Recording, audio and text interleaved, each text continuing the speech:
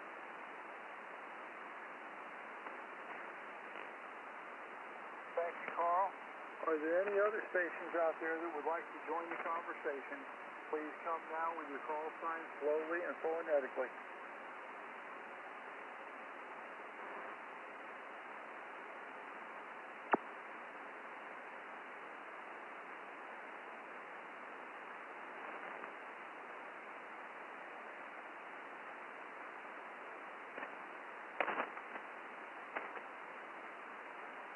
All right, nothing heard. Carl, how you dogs doing? Oh man, he's doing fantastic.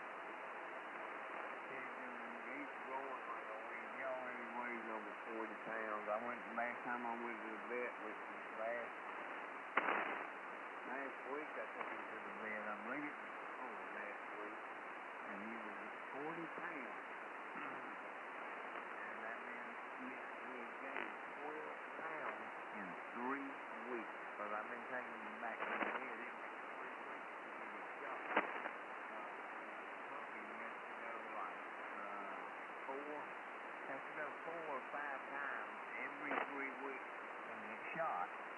So I think I got to take him one more time and he'll be done with his puppy shot. I won't have to take him back no more. Unless he gets sick or something like that. If he does, I got insurance on this little rascal. Oh, that's cool. Must be feeding him fertilizer. He's eating a dog food that is manufactured right here right down the street from me, about 15 miles away from my house, in a little town called Gaston, South Carolina. It's called Diamond Puppy Food. It's a family-owned and operated dog food manufacturing facility. That's cool. Are you able to buy it direct? No, I get my dog food from Tractor Supply. Oh, okay. That's where I get all my supplies for BJ's and Tractor Supply. And my little Chihuahua. Everything I buy for them comes from Tractor Supply. Roger that. How big is your Chihuahua? Oh, she's a little bitty thing. You know what? A couple of 3 pounds. Oh, wow. I bet she's really neat. She's a trip. She sleeps on the bed with me. I've got my pillow on one side of the bed, and she's got her pillow on the other side of the bed. Roger that. My Chiweenie, Chihuahua and Wiener Dog combination, has the coloring of a golden retriever. Miniature golden retriever. It's up there right with me, and so does my one of my cats. Oh, that's cool. I don't have any problem sharing my bed with my. They give you so much love back, and that help it. That's right. Well, the only reason I don't let BJ get in the bed with me is because he's going to be so big. When he gets that big, I don't want him in the bed with me. You might be sleeping in his dog bed while he takes your.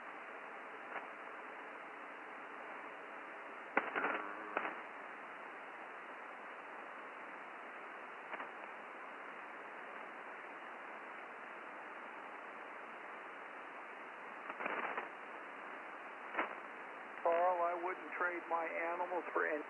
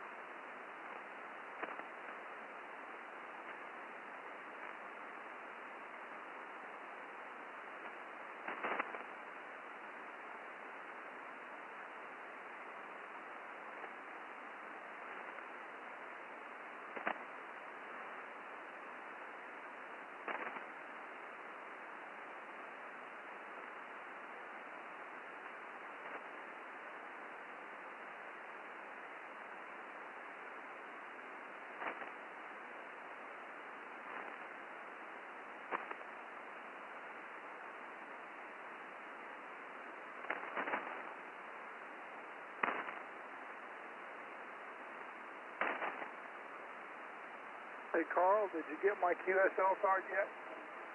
I sure did not. And I went to the post office today and checked. So I haven't got it yet. I'll get it tomorrow, kid. Okay, good deal.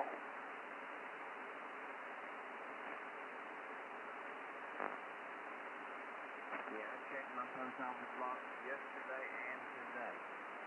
Roger that.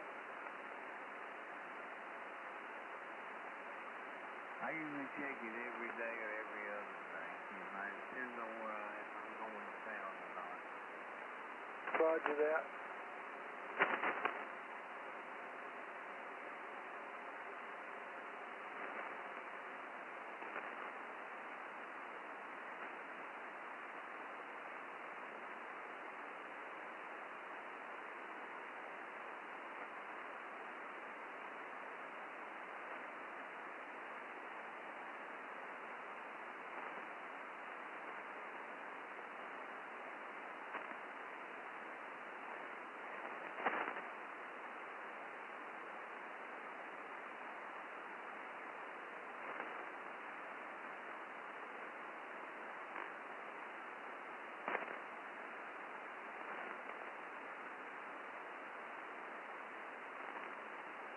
I still got 78 degrees down here, Ken.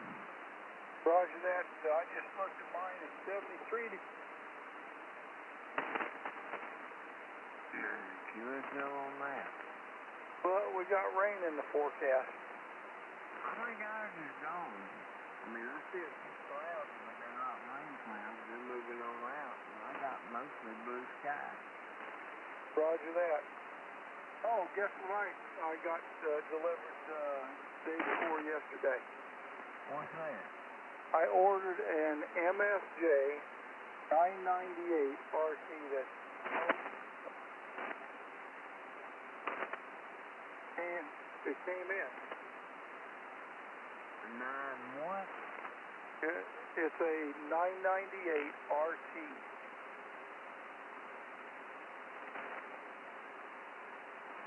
What is that? It is a remote tuner, FCC calls them a coupler, but it's a remote tuner or coupler, whatever you want to call it, that'll handle 1500 watts. Oh, cool. It's for my antenna project.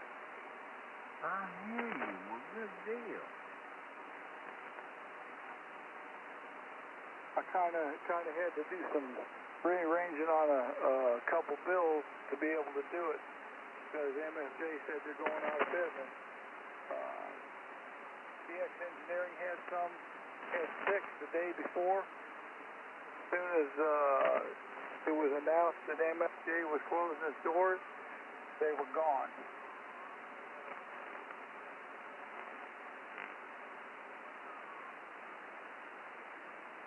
So I ended up ordering directly from the company. I ordered it on the 30th and it got here on the 3rd. That's cool.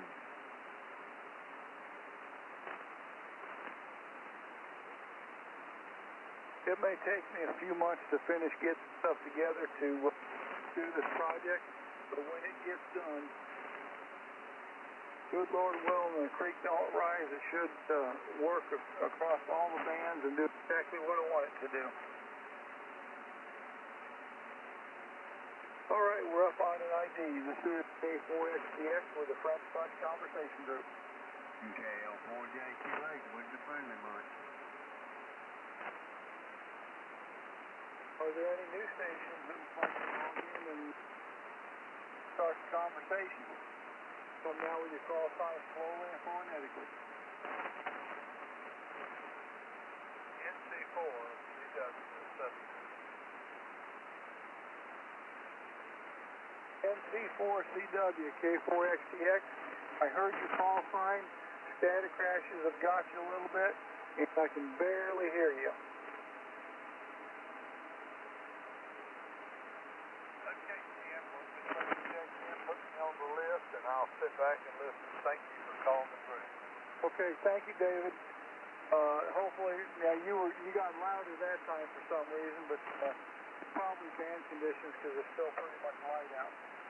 Yeah, we got some thunderstorms up here too, and I don't know what's going on. But anyway, I'll be sitting here listening, and I always enjoy the Friendly Bunch, over. Roger that, me too. All right, glad you're here. K4XTX. Contact. Contact go. Hey, thank you, Ken. Good evening, David. KL4JQH Carl here. Just waving to you, my friend. Carl has that, I bet that dog right down by your feet, right? Yes, he's laying right here beside my feet there, David, right at my feet right now. Just laying there chilling now. That's a great dog. Good to hear, man. Thank you. Thank you for waiting in. KL4JQH10. Thank you, Carl. All right, David. Well, we just heard you out there and wanted to tell you good evening, and you sounding good down here in South Carolina, my friend. And you take care and have a good night, and we'll talk to you again soon, David. MC4CW, KL4JQH. Next weekend, KL4JQH, K4XTX, roger that.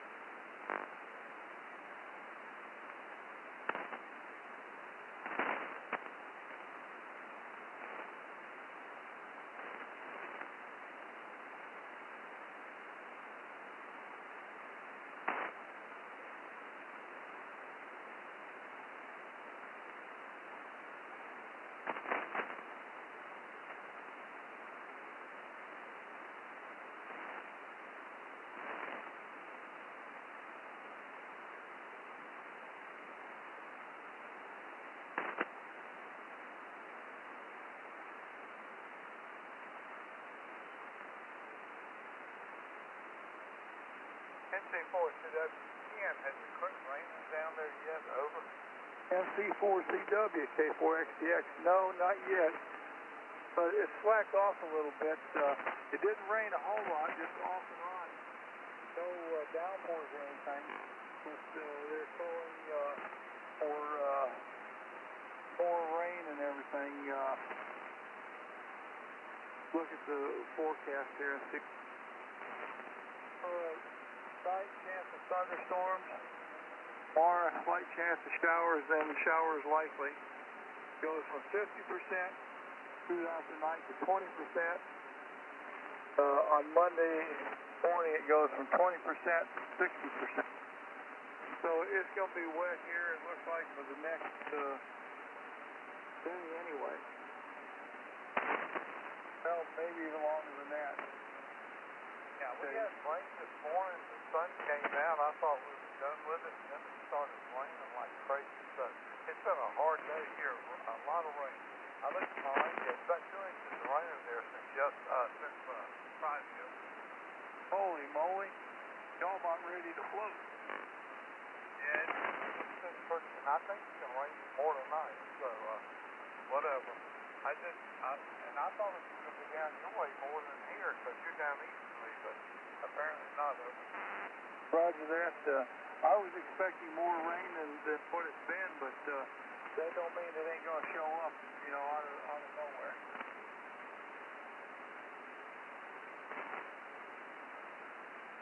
It's kind of cool here this morning. I looked like you guys are about 15 degrees warm.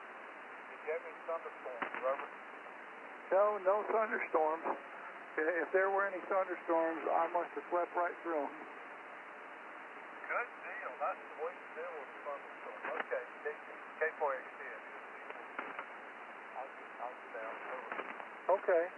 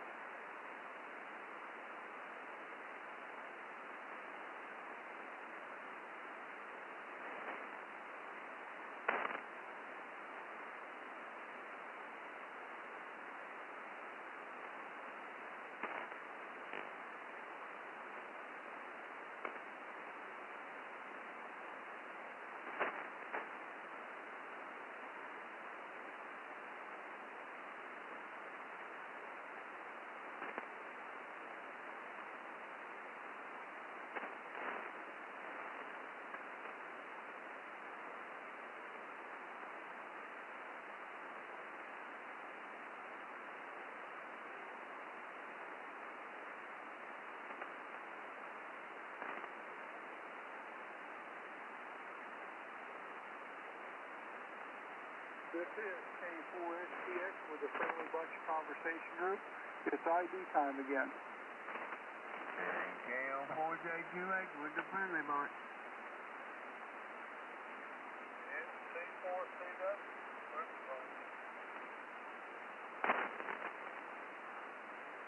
Are there any news stations that would like to join the conversation or start the conversation?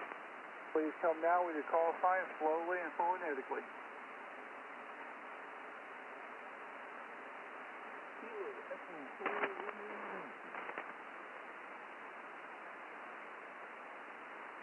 Kilo number 8, Papa Juliet.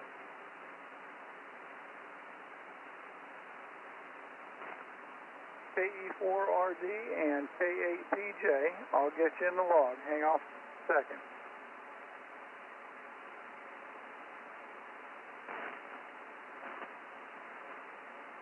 KE4RD, how you doing tonight? EST FTDX and Mr. Carl, KO4JQ8. And I guess there's a David out there as well. November Charlie 4. Charlie 4. You're leading that. I guess I heard John in there too. K4RD. Yes, you did. I doubled with you. I was asking you how your day went today.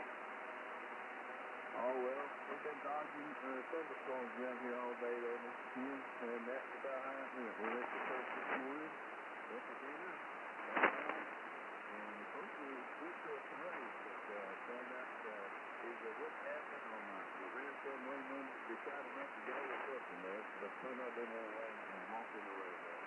Anyway, that's about our day here, and hope everyone's doing all right out there. K4D. Roger that, Roger. Everything's good here. All right, let me jump down here to K8PJ, K4XTX. Hey, Ken, I took care of my problem. Which one was that?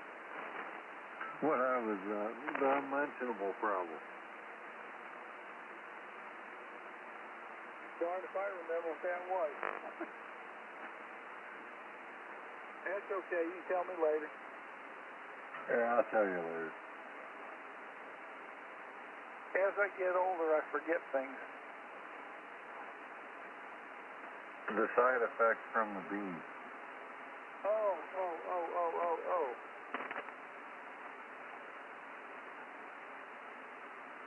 Hey, I read something that's funny. What's that? The guy said he'll never think of the Kentucky Derby the same again. Somebody called it the Amish NASCAR. Oh, wow. I don't even know who won. Neither do I.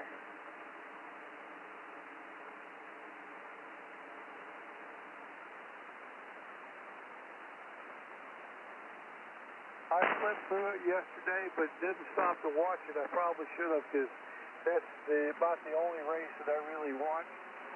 Now, my favorite thing is, and I can't remember what kind of racing it's called, but they hook the buggy up behind the horse. The horse has to trot, not break into a full run.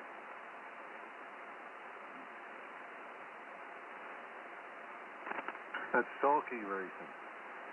Oh, okay. Oh, yeah, it's a little thing with two big wheels on it. Yeah, that's it. I've never heard it called what you just said. I've heard it referred to as something else, but I think we're talking about the exact same thing. Well, I don't know if they call it sulky racing, but that's a sulky is what that thing that the jockey sits in. Oh, okay.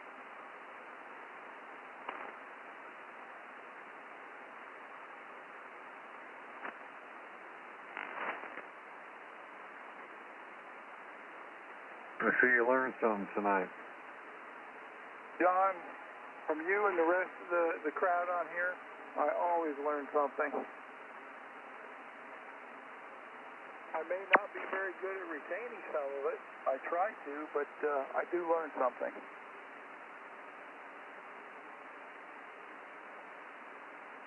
Okay, and don't ask me how you spell sulky. Okay, I won't. We already know that you have trouble spelling pecan. Spelling what?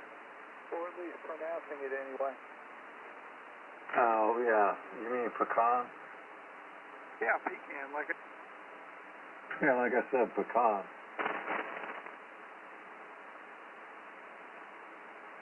John, one day you will get it right. I don't know when, but one day you will get it right. Yeah, I hear you.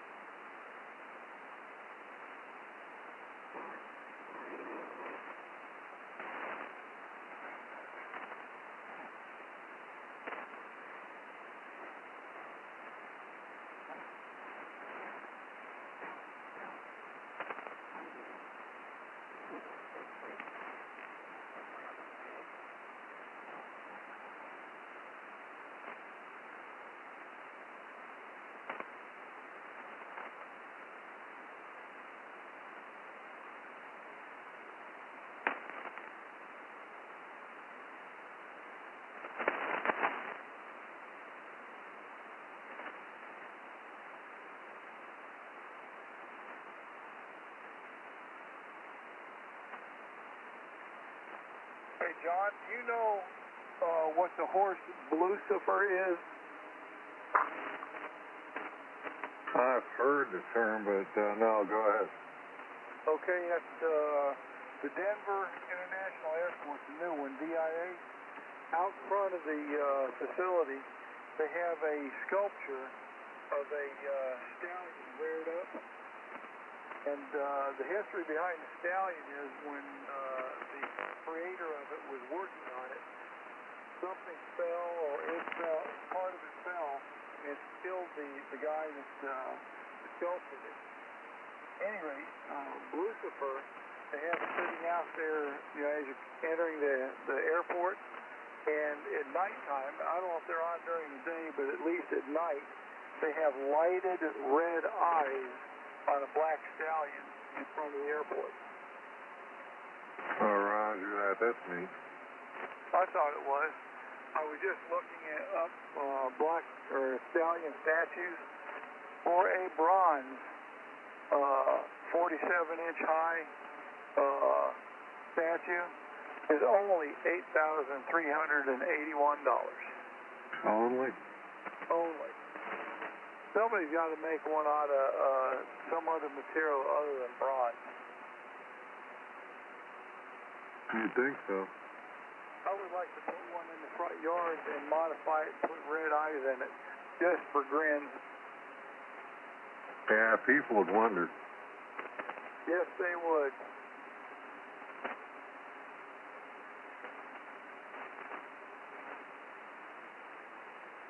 There's a lot of conspiracy theory that goes on about the two Denver and airport. Oh, roger that. If you get a chance, look it up on YouTube. There's numerous videos on it. All right, we're up on an ID. It's 7:50 p.m. on the East Coast. This is K4XTX with the Friendly Bunch Conversation Group.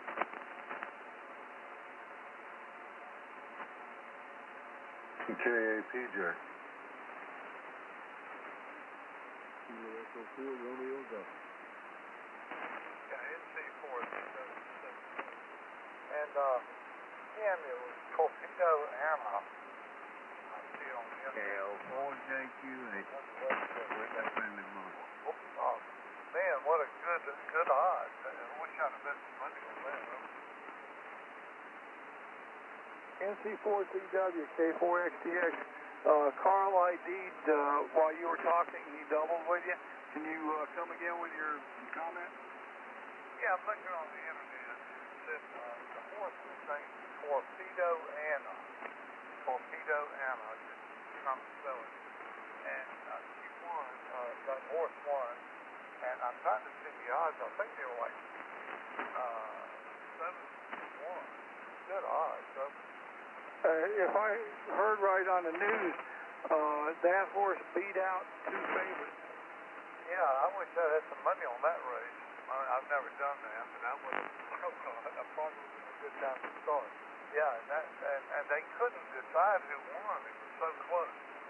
And in the old days, they probably never figured it out, but they finally decided that Torpedo Anna won. That's cool. A true photo finish. I usually watch it, but I don't know what I was doing.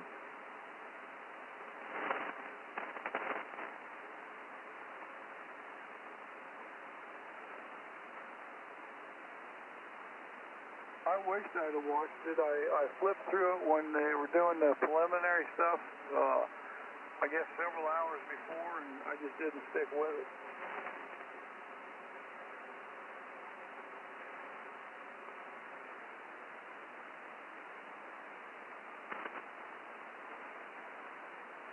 You know how they say all those horses are 3 years old. You know how they date horses, don't you?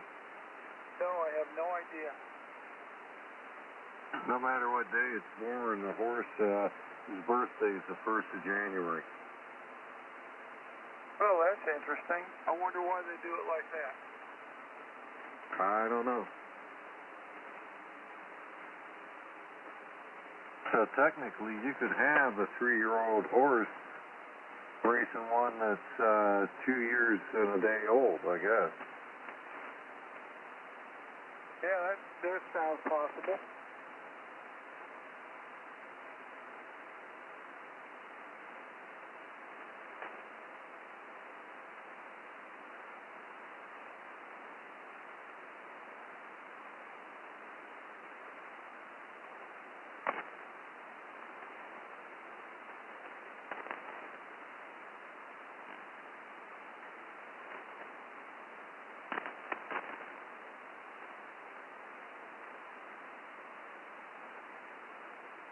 You know, I don't mean to be snarky, but the name of horse Torpedo Anna sounds like a top of the road. Roger that. They come up with some interesting names for those race horses, don't they? I'm sorry, I shouldn't have said that. That's okay.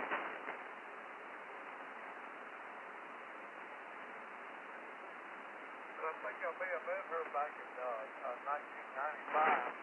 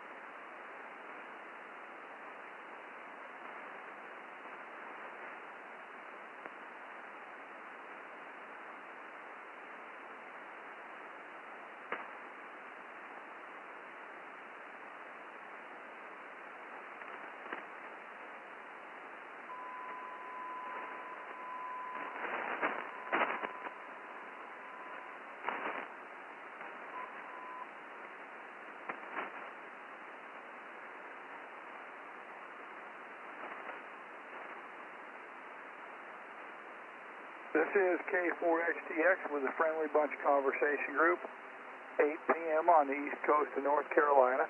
Time to ID.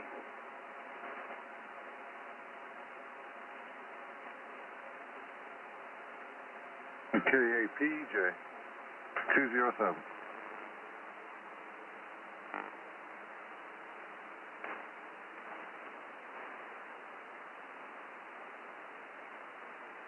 KL4JQH with the Friendly Bunch.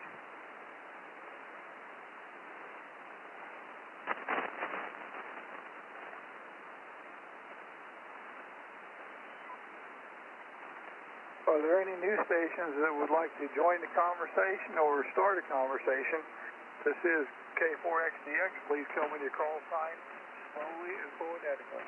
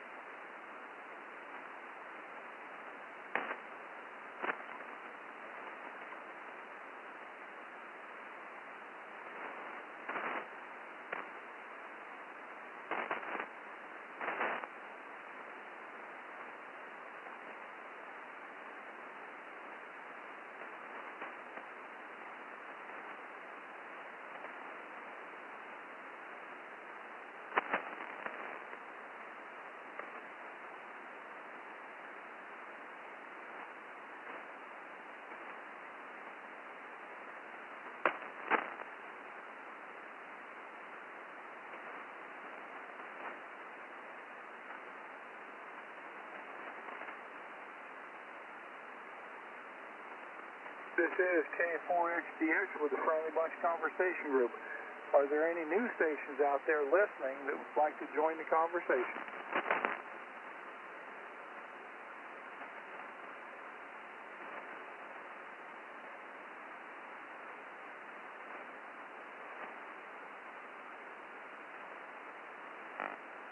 Hey, Ken.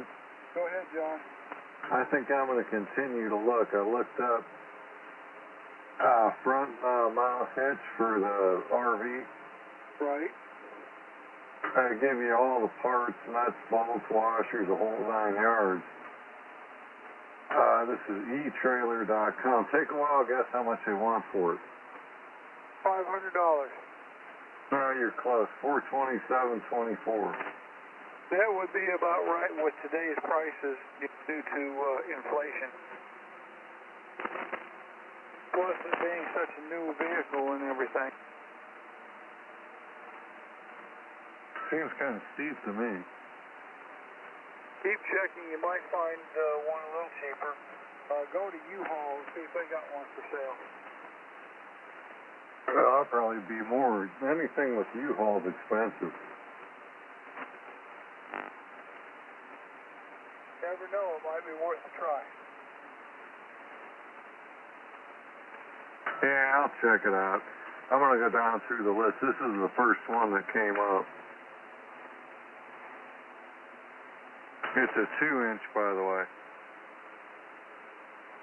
That's it?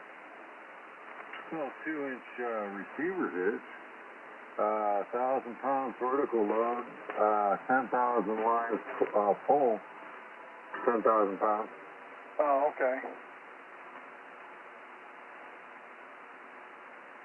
For the life of me right now, I can't remember what the smallest trailer hitch size is.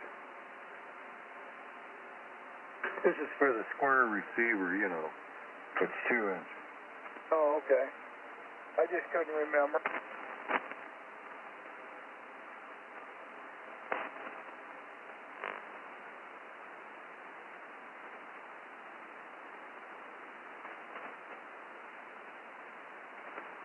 Contact.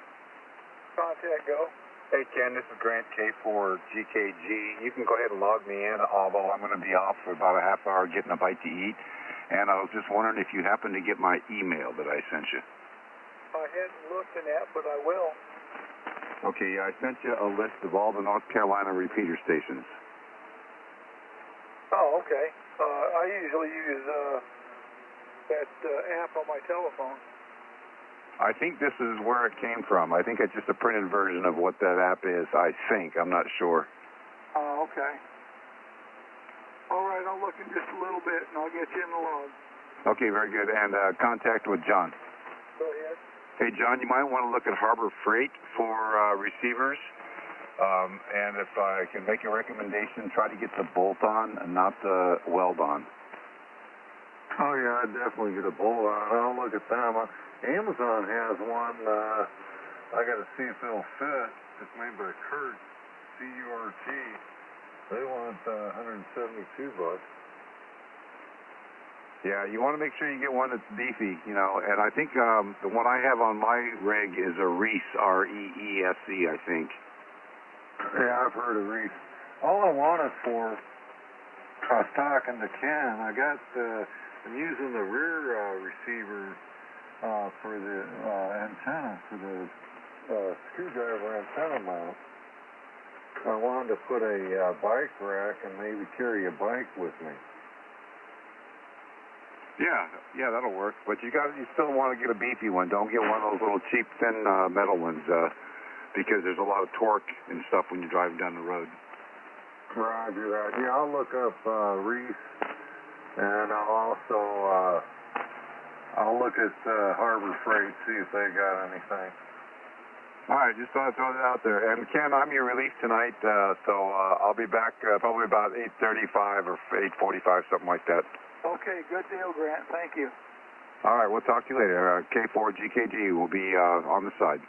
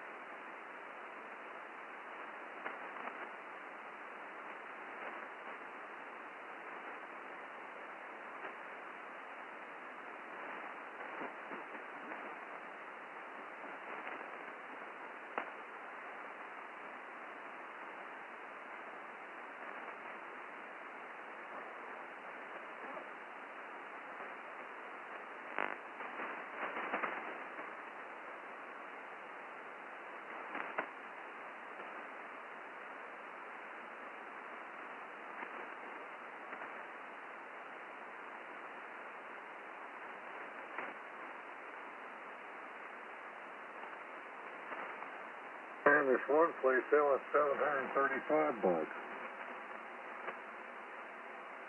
What was the first price? $427.24. Wow. right, it's ID time again. This is K4XTX with the Friendly Bunch Conversation Group.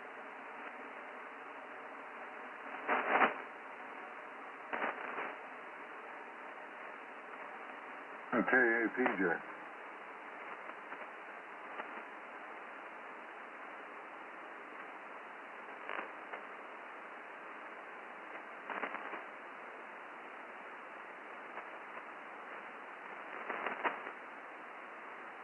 Are there any news stations that would like to log in with the Friendly Bunch Conversation Group? Please come now with your call sign slowly and phonetically.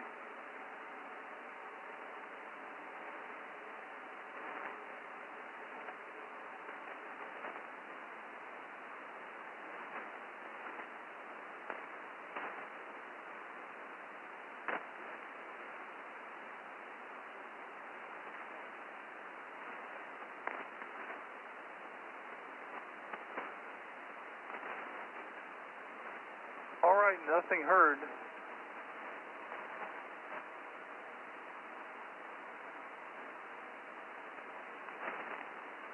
Is there anyone that has a question for the group, would like to talk with someone? Bring up a subject that we can talk about.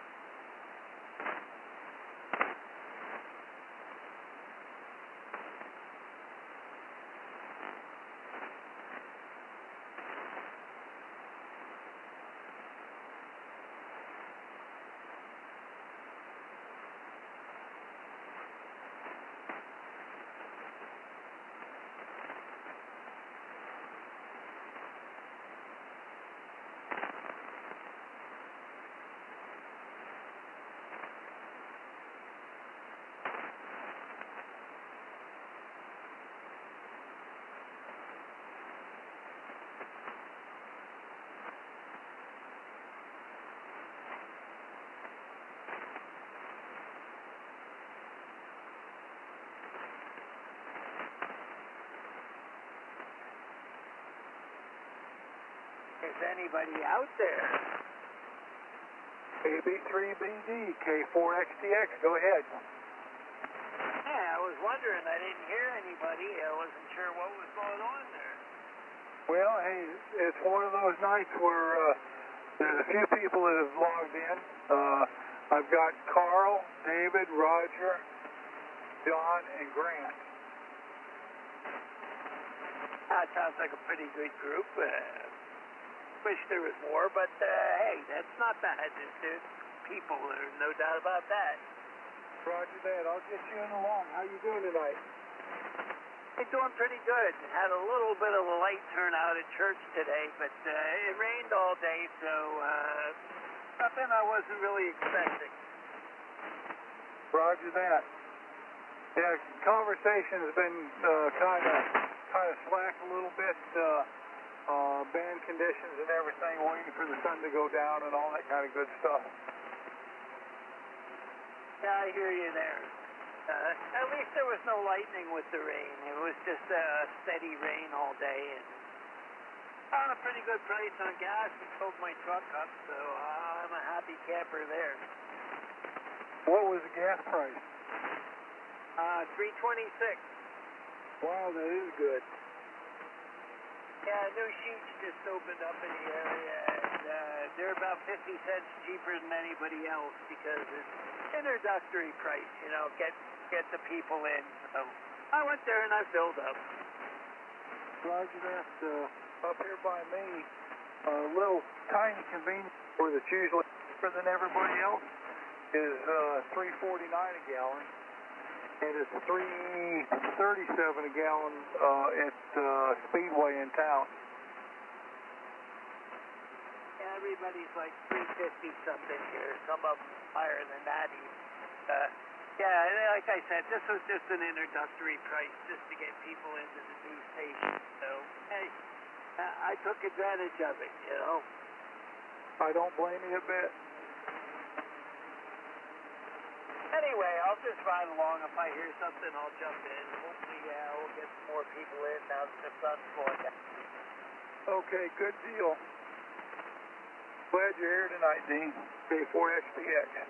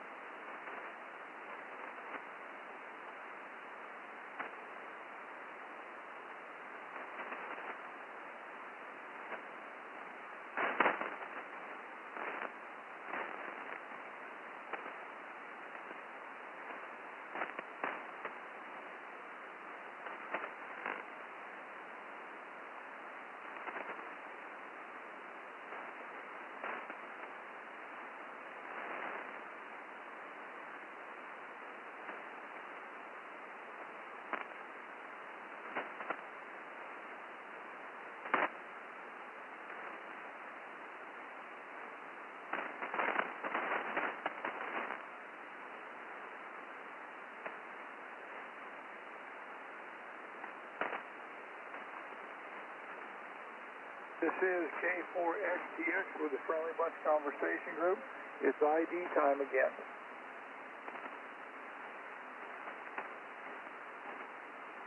Alpha Bravo 3, Bravo Delta, number 132.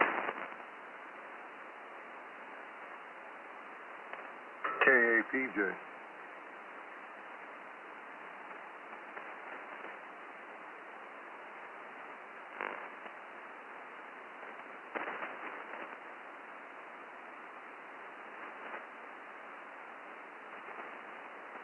Are there any other stations that would like to ID before I make an announcement?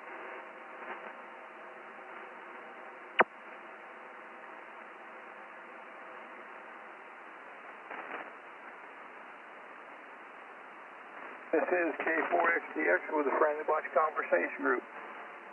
Are there any new stations out there that would like to join the conversation or start a conversation?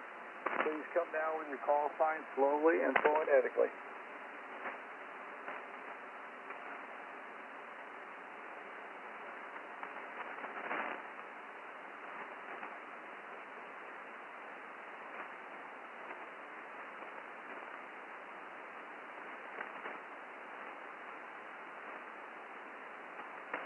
Alright, this is K4XDX with an announcement. Annually, the Friendly Bunch Conversation Group has a meet and greet in Sparta, North Carolina. And this year, it's October 10th, 11th, and 12th, 2024, Sparta, North Carolina.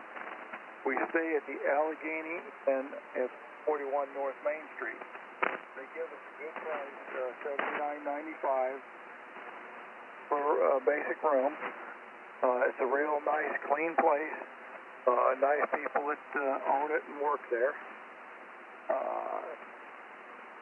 If you would like to make a reservation, call 888-372-2501.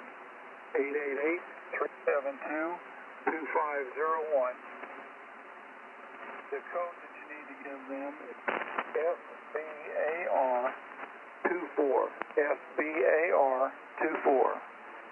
We arrive on a Thursday. Basically, it's everybody's just kind of getting there, chilling out for a while. And last year we had pizza waiting for all of us. On Friday we have a cornhole contest. It has been previously for the controllers, but leadership is talking about opening it up to everybody, so hopefully that will happen. On Saturday, we have a catered meal at Stone Mountain State Park Pavilion, approximately 13 miles south of Sparta. Guest speaker this year will be from a company called The Wireman. This is Deborah. We have drawings for prizes. Nobody goes home without anything. Usually takes about 2 hours to do the drawings and everything.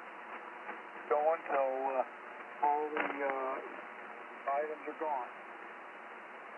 If you decide to join the Friendly Bunch, you'll be asked to read the mission statement and the bylaws. If you agree to them, you'll be assigned a Friendly Bunch number.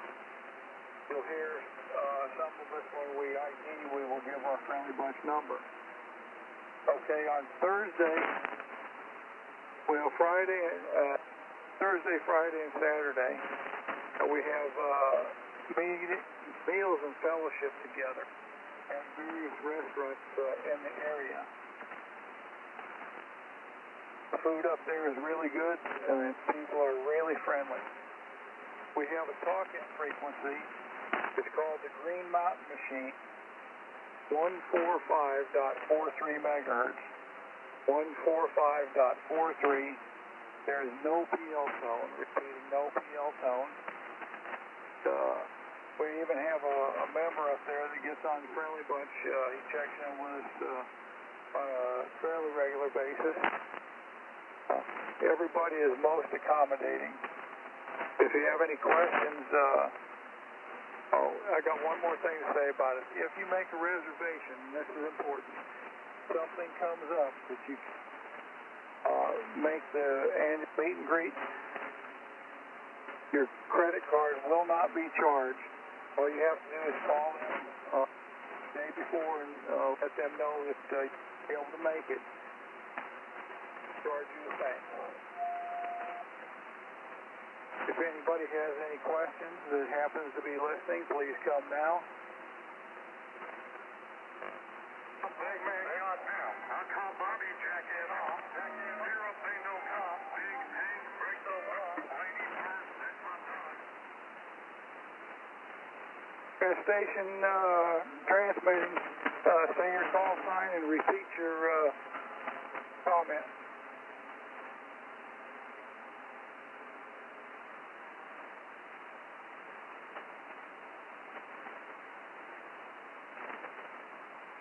I'll call Bobby, jack it off. Zero pay no cop. Big tank, break the wall. Lady bird, that's my dog.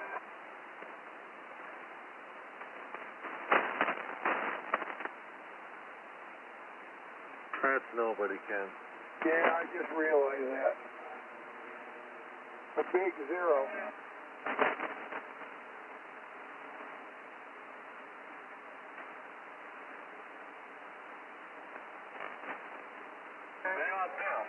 Anyway, I think this current hitch is weld on because it doesn't show any hardware included or anything like that.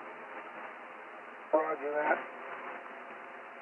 Take the number that you're looking at and look it up by Kurt Hitch and look for another website that has it and see if it shows anything there.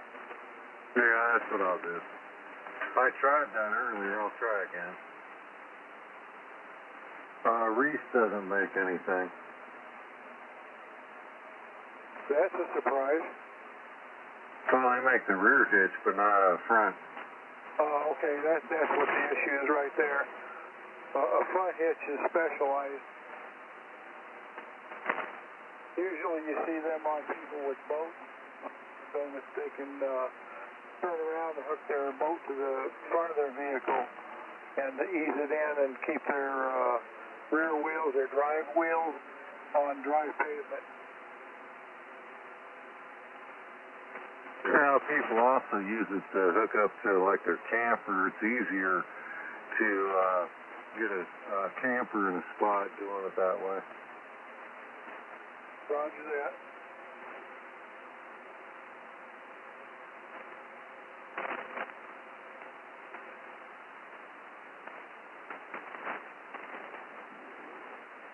I had a pickup with a sliding camper that I towed the boat behind. I had a hitch on the front of that truck. I couldn't see the boat to back the boat into the water. I had to stick front hitch to put it in the water. Roger that. I bet that made it considerably easier, didn't it? Oh, it was real simple with it.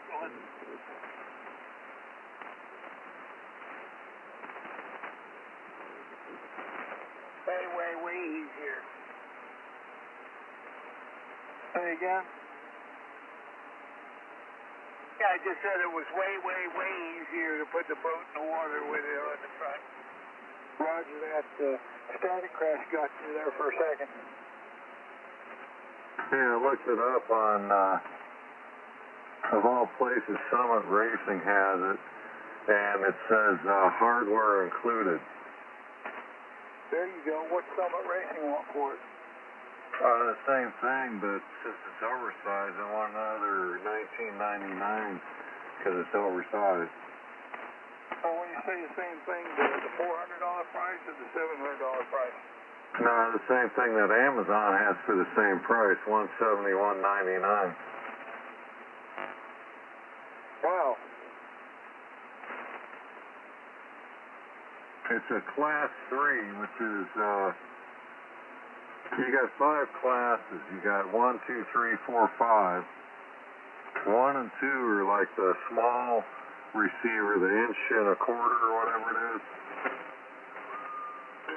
Class 3, 4 are the 2-inch receivers, and a Class 5 is a heavy duty. It's either 2 or 2.5 inch receivers. Roger that. K4D. All right, it is ID time again. It's 30 minutes past 8. This is K4XTX with a Friendly Bunch Conversation Group. Alpha Bravo 3, Bravo Delta, number 136.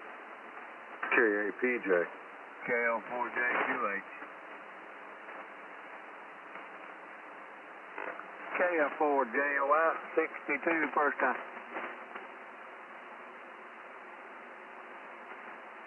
KF4JOI, K4FTX, I'll get you in the log. How you doing tonight, Richard? Oh, we're trying to get everything done around here before she goes to the hospital tomorrow. I'm about wore out tonight, there, Kent. Good evening, everybody on the bunch tonight. And other than that, it's been a pretty good day. Roger that. I'll keep your wife in my prayers, sir. I appreciate it. All of them are really welcome, that's for sure. Prayer always helps. Always. All right, are there any other news stations that would like to log in and start a conversation? Please come now. I can hear you. Go a little bit slower on your call sign.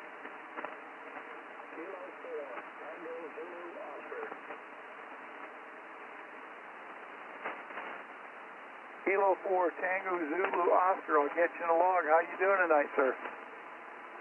Doing amazingly well.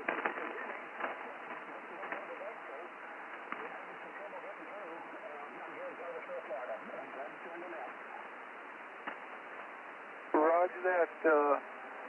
Got you in the log and everything. I hope you're having a great day.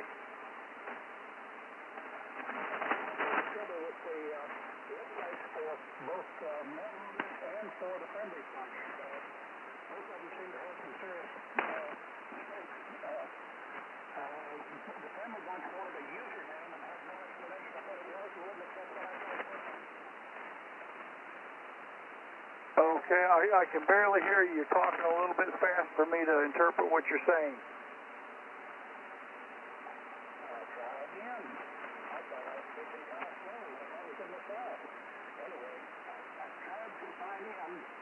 It's for membership on the Friendly Bunch website. And it asked for a username. And it had no rules of what that should be. And it did not accept anything I entered. Okay, sir. To become a member of the Friendly Bunch, you have to go to the annual meet and greet in Sparta, North Carolina. We call it the Mountain. The annual meet and greet this year is October 10th, 11th, and 12th. If you would like further information, I can give it to you.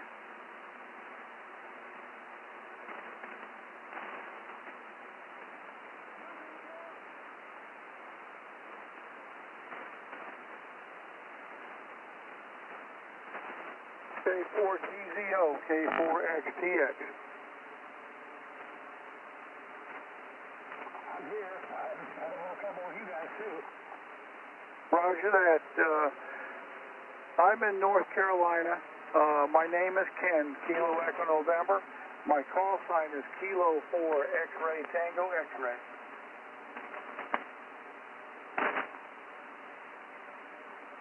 I got part of that, Ken. Kilo 4 something Tango X-Ray, but I missed the first letter after the 4. First letter after the 4 is X. Full call sign is Kilo 4 X-Ray Tango X-Ray. Good to hear you. And glad I'm getting through. So I'll be listening, trying to carry on after that. I'll be a little better with the end. Maybe by putting a little chain on the end. Roger that. Your signal's really weak on my end also. It's kind of hard to hear you, plus there's some static crashes in there. I hope you're having a great day today.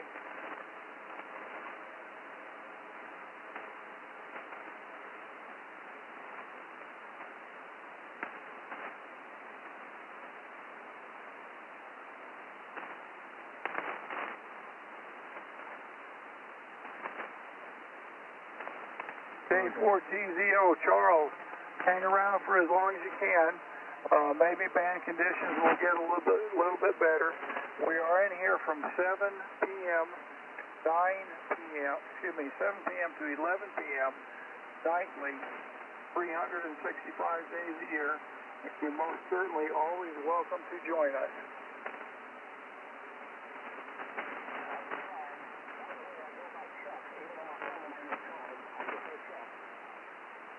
Okay, Chuck.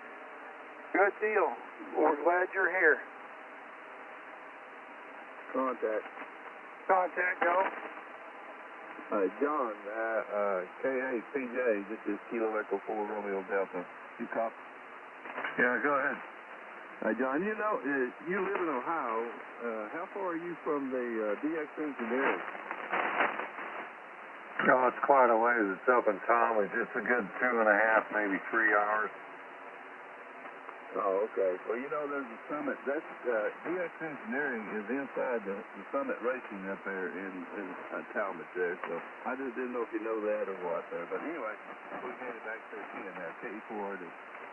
Yeah, I was going to mention that to Ken when he had a chance. But yeah, Summit Racing is the parent company for DX Engineering. I've been there. They got a real small showroom for DX Engineering. It's inside the Summit Racing. I don't believe, at least the last time I was up there, they didn't have a sign outside that indicated anything about DX Engineering.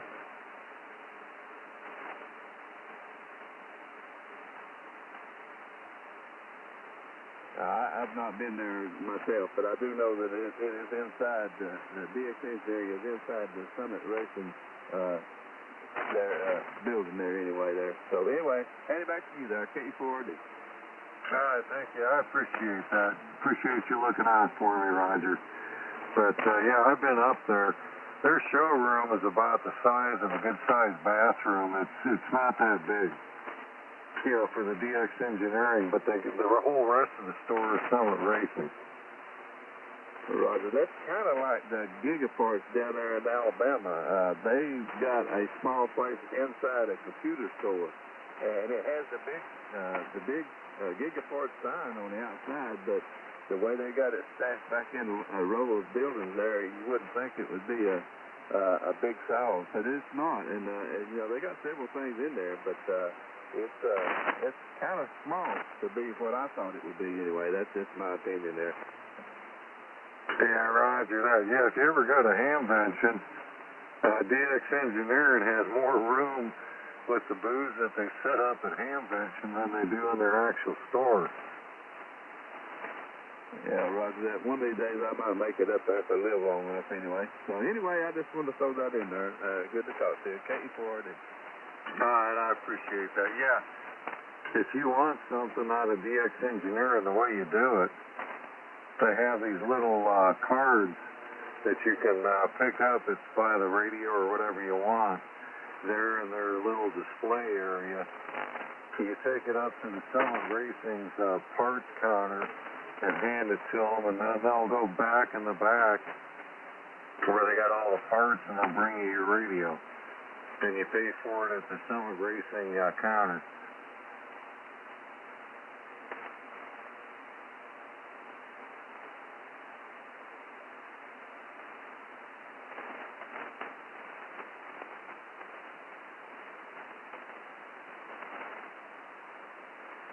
K4TZO, K4XDX. Hang around with us for as long as you can tonight, if you would, sir. Hopefully conditions will get better. K4XDX.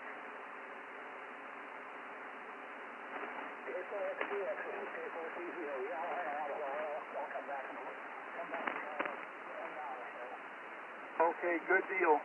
If you have access to NetLogger, we are on NetLogger under the Friendly Bunch Conversation.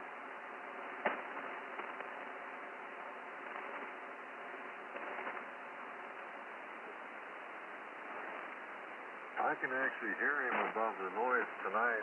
Friday when I had it, he tried to Chuck tried to check in. I couldn't hear him at all.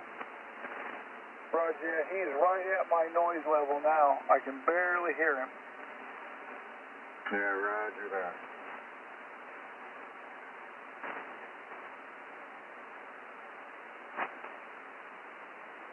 All right, it's 8:40 p.m. on the East Coast. It's time to ID. This is K4XDX with the Friendly Bunch Conversation Group. UK Alpha 4JQ8, which Romeo Delta.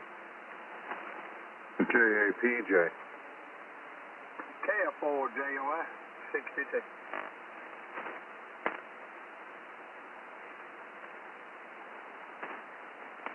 A comment. Comment go. Yeah, the Kurt, I told you about how Amazon has it for 171 and change. Right. I went to Kurt's website. The same part number and all that, they want $291.95. Isn't that something?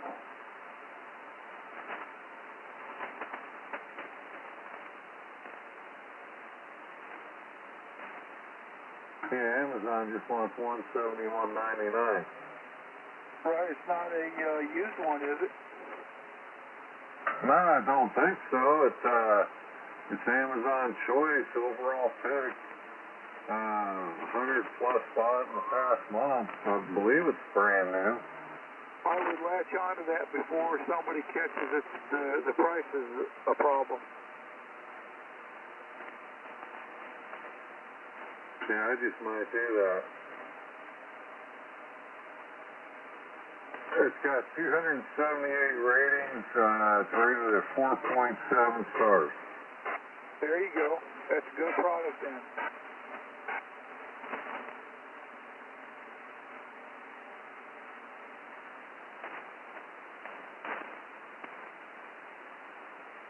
Like if I order it within 13 hours, 31 minutes, I can get it Monday the 13th.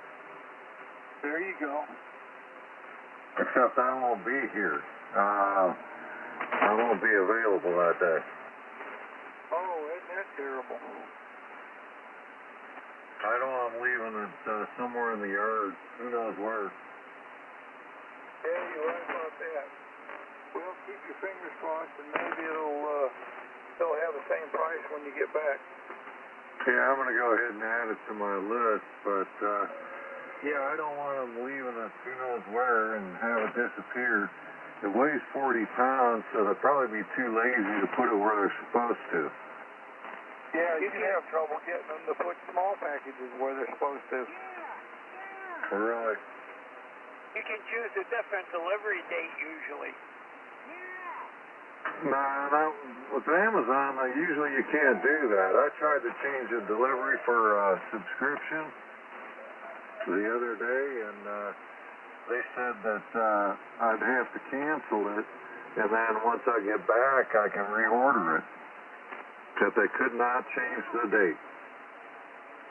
Most of the stuff I order, they give me an option to have it delivered at a later date. Well, maybe I'll try that. I'll see if that'll work. I mean, if it doesn't work, you can just cancel it.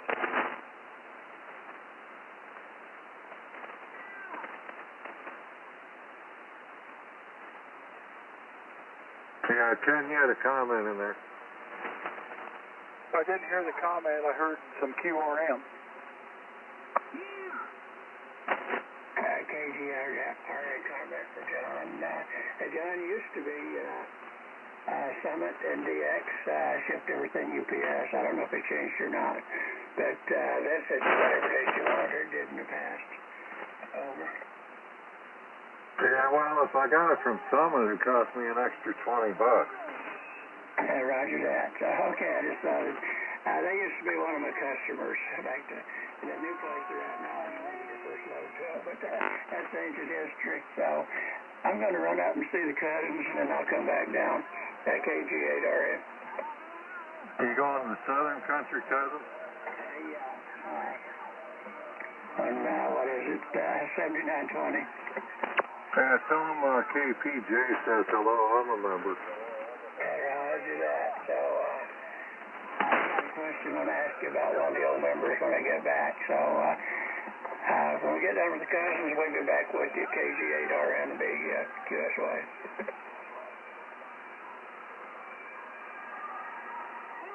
Alright, back to you, Ken.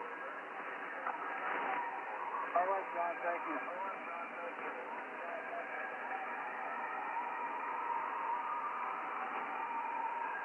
We've got to do something to this ball out.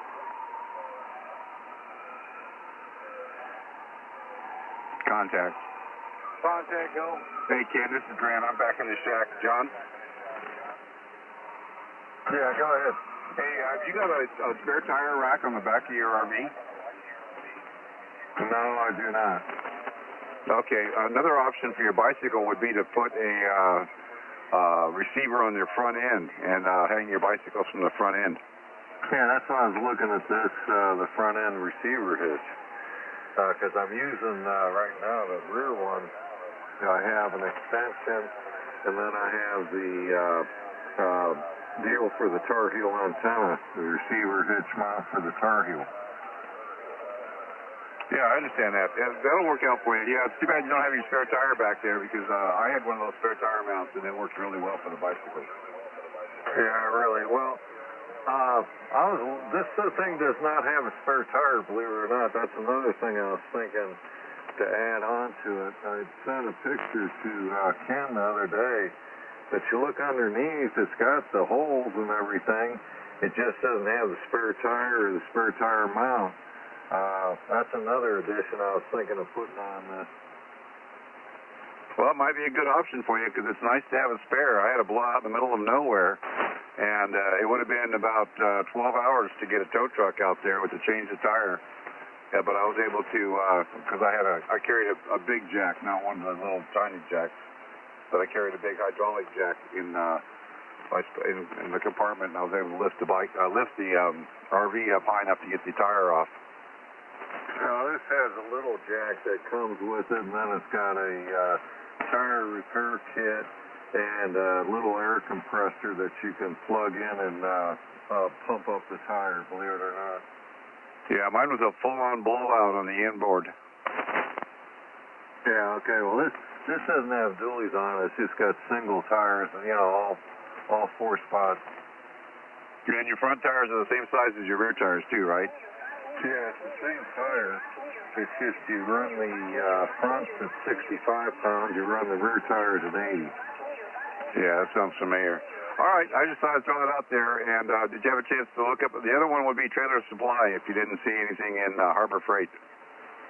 Yeah, I didn't look up Harbor Freight. Let me write that down. But I looked up, I did some more research on the one that Amazon has. It's a Class 3. And they want $171.99. It's made by Kurt. And Kurt's website, they want a lot more than that for the exact same thing, exact same model number. They want $291.95. Yeah, see, that makes me think that it might be a knockoff. Well, I don't think they can do that because it has Kurt and it has their symbol, and it's the same number and all that. Well, you might be okay then, yeah. But I know those, the Chinese, they're pretty tricky. They sold me an ICOM 2300 that had the same markings. The only difference was it wasn't made in Japan like those 2300s are supposed to be made. It was made in China, and it had one of those 3D little symbols on it that you look at, and it changes the picture when you change the angle, and the one in China didn't do that. It ended up costing me the price of a radio. Roger, I'll look up Harbor Freight, but I looked up Reese. They don't have such a thing.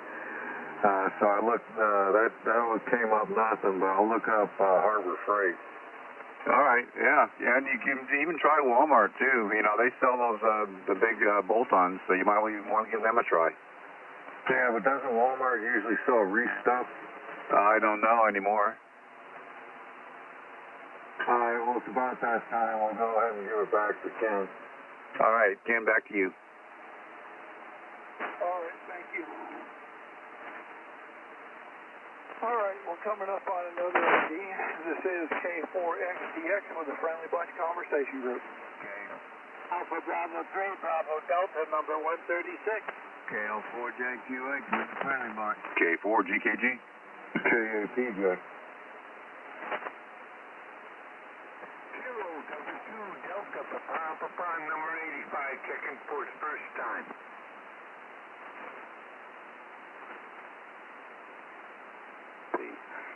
KD2DPP, K4XDX, I'll get you in the log. How you doing tonight?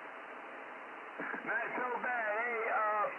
Hey, the guys who's looking for a reach, you gotta go under a reach. I work for my uncle, and you guys can do what they call, you gotta go under what's called universal reach, if you need one. TD2 DPP. John, did you copy him? Hey, he said to go to Reese, but I tried to look it up on Reese. They don't offer a front-end trailer hitch. I already looked. Go to Universal. What's that? Go to Universal. Universal will fix anything. I don't want something I gotta put together and piece together to get it to fit.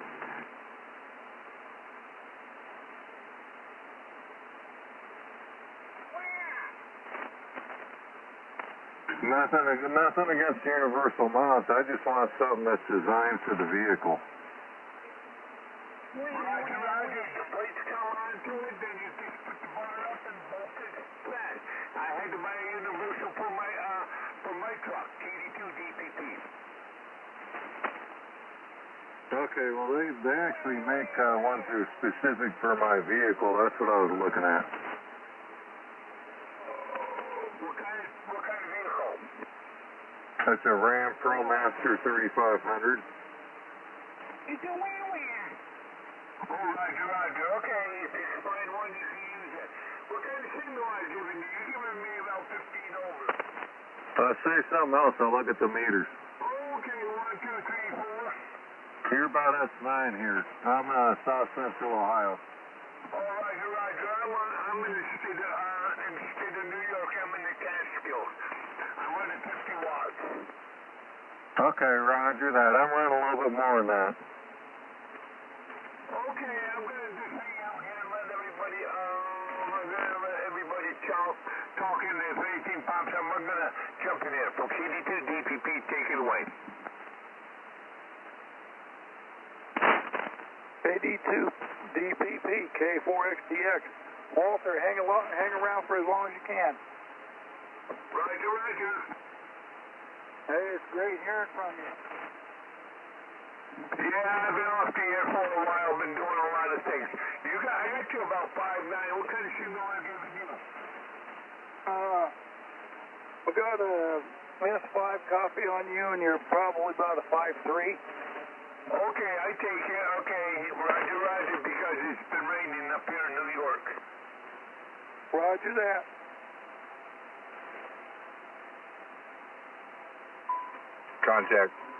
Contact go. Hey, John, is yours a 3500 or 2500, and does it have the high roof? It's a 3500, and yes, it does have the high roof. Okay, very good. Yeah, I can stand up in it. I'm 6'2". And that looks like it's front-wheel drive. Yeah, they are front-wheel drive.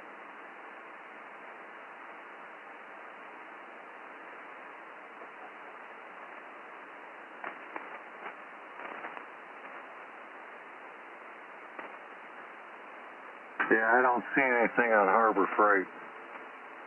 Yeah, that may explain why you don't see anything, because of the front-wheel drive.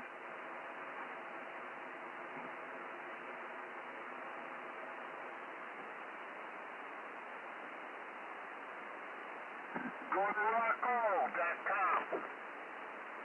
Where is that? RockAuto.com.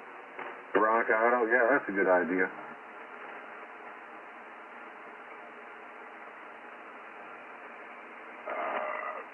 Hey, just for grins, try AutoZone and Advanced Auto also.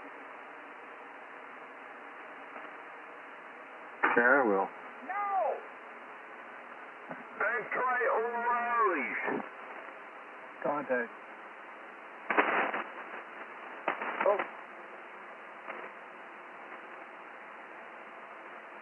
Contact, go ahead. Hey, John, not John, I'm sorry, Ken. K4XTX. This is K4D. Go ahead, Rob. Log me out there. I'm going to get out of here and QSY. See you guys later and talk to you next time. K4D. Okay, Roger. Have a great night. Glad you were here. K4XTX.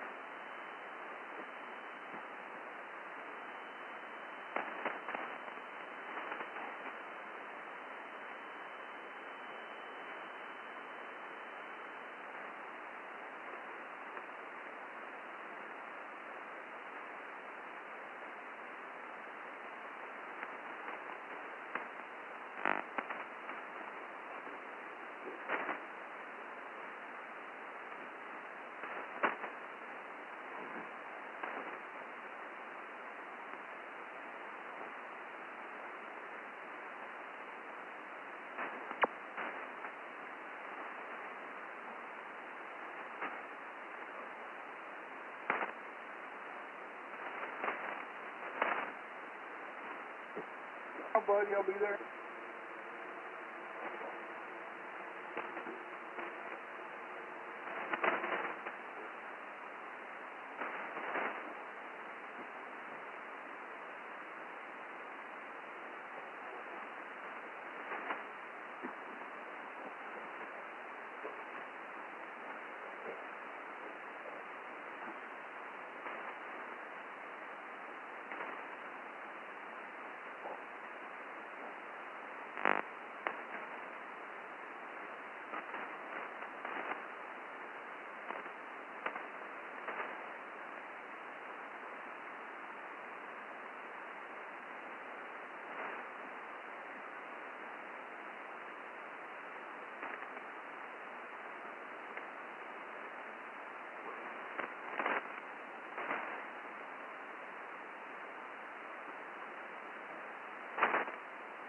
Well, Rock Auto has it for $158.79, the one I was looking at.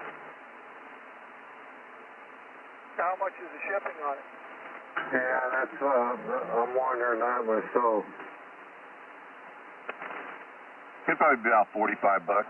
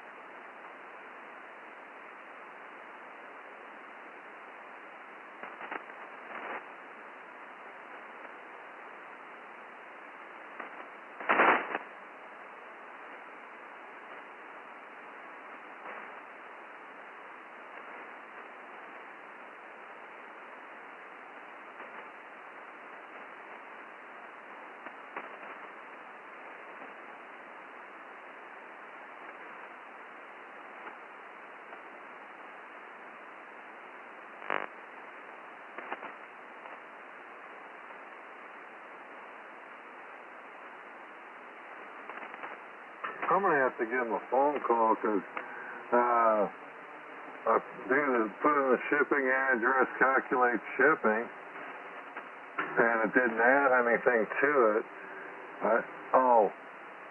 UPS, it's another $18.99. If I want a FedEx, it's $27.99.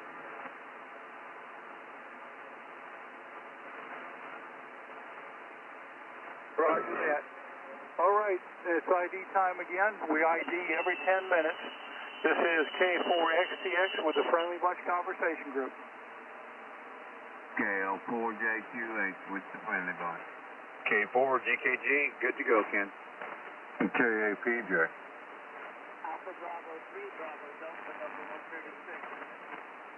136. November 4, Zulu Echo Kilo, first time tonight.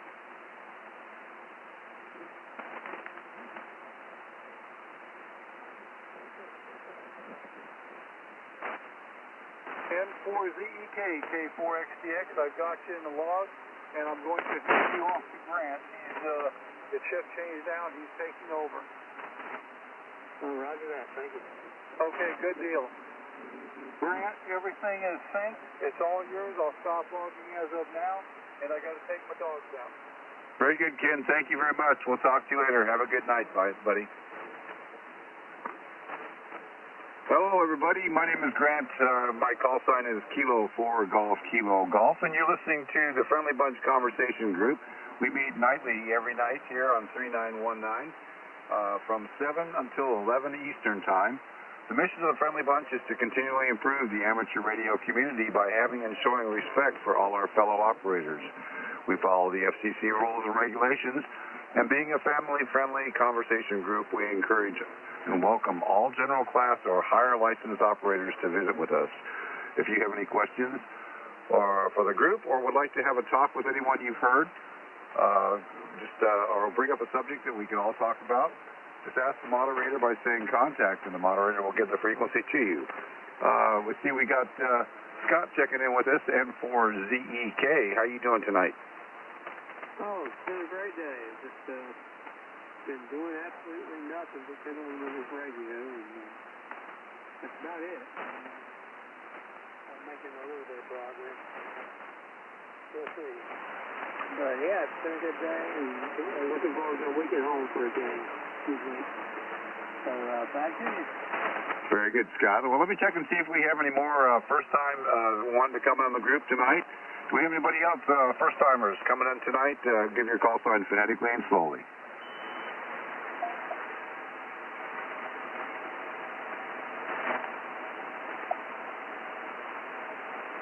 Not hearing anything.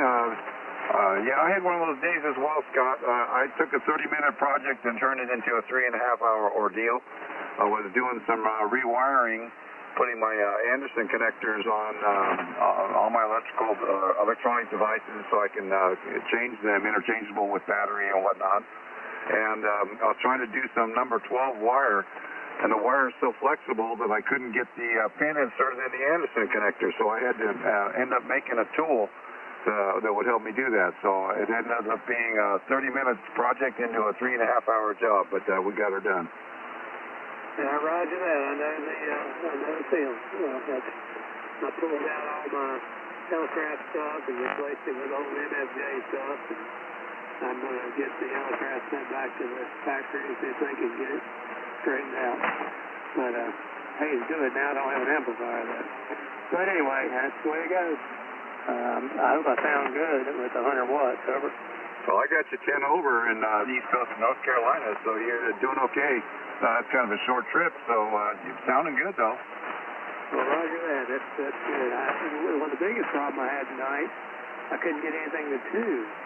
And then I looked at the back of the tuner, and I forgot to put the ground wire on. Apparently, that had a lot to do with it. Over. It's always the simple things, you know. It's always the little things, the little detail that always messes you up. Well, that was the case. I think I'm doing a little better now. So, anyway, well, back to you guys. I'll be monitoring for a while. All right, Scott. Hang with us as long as you can. Anybody have anything else to bring up tonight? Any subjects they want to bring up for discussion? Contact. Go ahead, contact. K4ISG checking in. K4ISG. I got that right? Absolutely there. Aren't you, where are you at, New Bern? Yeah, New Bern, that's right. Roger. I was going to call you a New Bern Bear before I made sure over.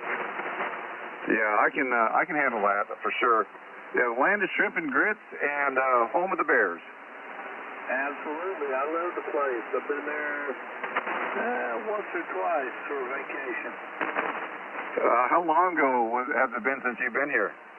Oh, dude, it was, this is Gary, by the way. It was, before it got flooded up there, you know, when the bad stuff come in? Yeah, that would have been around 2010, 11 time, something like that?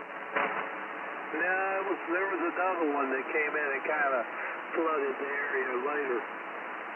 Oh, yeah, I remember that one now. Yeah, the one that parked over top of us for 3 days.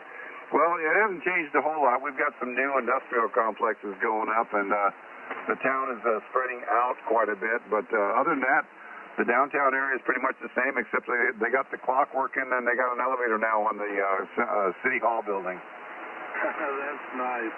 Yeah, we enjoyed driving up there, and we parked up there downtown. I think I told you about there by the soda place, the historic soda place, and then we went like down to, it was some kind of museum. I don't remember, buddy, but we had a good time.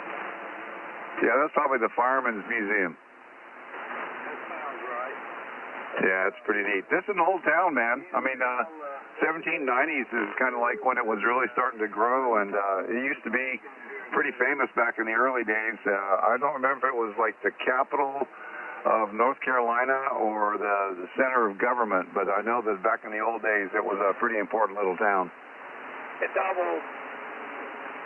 I'll double with you. Go ahead. No, you're good. I got you. Yeah, it's probably a real popular place as far as crossroads over. Yeah, for sure. Well, it's the last place that you can get to, I think, before you make contact with the East Coast, you know, like Morehead City and all the Beaufort and the coastal towns. Yep, it sure is. Like I say, I'll be standing by listening in, see if I can get into something with you all. Very good, Gary. Thank you much. We'll talk to you later. Hang in there. Anybody else got anything they want to bring up tonight that we can all talk about? I saw that the solar, we had a little CME event occur a few days ago, and we're getting the light effects of it today. I don't think it affects our radios too much, but it does affect the geological parts of the Earth.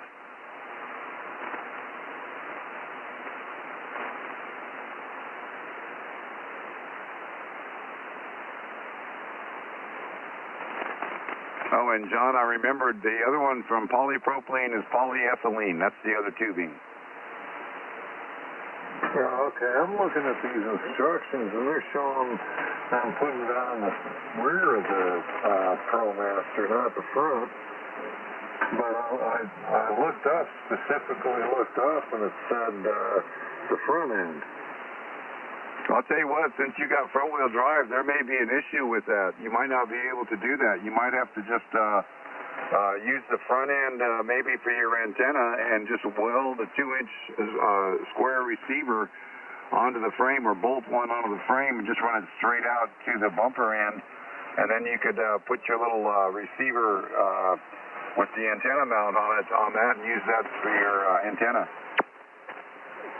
Yeah, I might have to do so. I'm going to take another look. I'm not going to order something because they're showing somebody putting it on the rear as the rear receiver. I already have that.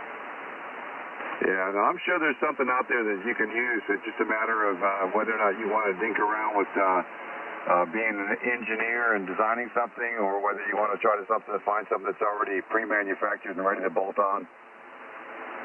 Yeah, I used to have to modify, adapt, and all that kind of stuff back when I worked for a living. I thought I got away from all that. Yeah, one would hope, right? One would hope, but I find out now that the quality of work that you get sometimes today, it doesn't benefit you to try to do or have someone do the work. It's almost better for you to go back and do it yourself. You know what I mean?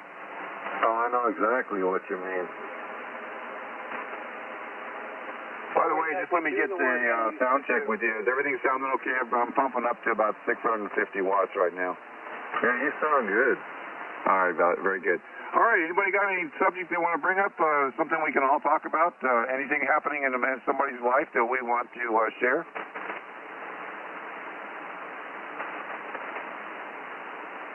Okay, you're 20 over, by the way. It's that time again. Oh, yeah. By the way, thank you for reminding me because I got to set my little timer clock there. It is time for ID. We do that every 10 minutes. This is Kilo 4 Golf Kilo Golf with a Friendly Bunch Conversation Group. If you're coming in for the first time, give your call sign slowly and phonetically after the pileup. Alpha Bravo 3, Bravo Delta, number 136. KAPJ.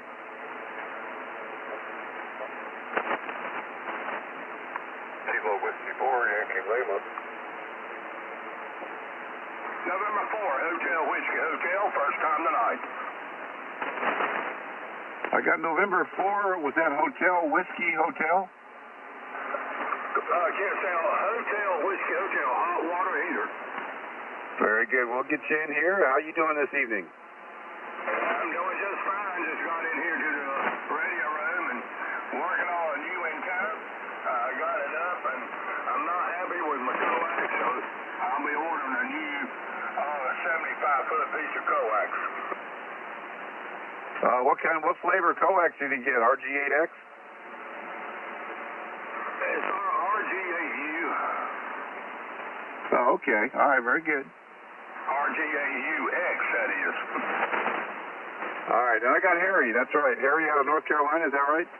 QSL, I go by Wayne on the radio, WAYNE, and I'm in Wilmington, North Carolina. Wilmington, North Carolina. Very good. You're just a stone throws down the road for me. Yes, I'm on the south side of Wilmington. I'm down at near Carolina Beach. And did you say you go by, what was you go by? Yeah, I go by my middle name, Wayne, but you have to use your first name on my license. All right, very good, Wayne. We'll get you in the logbook under Wayne. That'll take care of that. Anything you guys, anyone you want to make contact with, or a subject you want to bring up tonight for us to talk about? There's always something about in-ham radio to talk about. But mainly, I just sit back and listen, and check in every now and then. Roger that. By the way, have you heard anything more on the port that they were going to open up down there in Morehead City and that area? They were supposed to put in a new channel or dig out a new channel and put in some more dockage for big cargo ships. Have you heard anything further on that or no? No, I have not.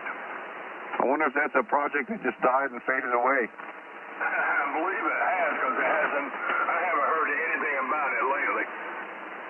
All right, very good, Wayne. Well, hang in with us, and if you can, if you hear something you want to comment about, just jump in, and well, you're more than welcome.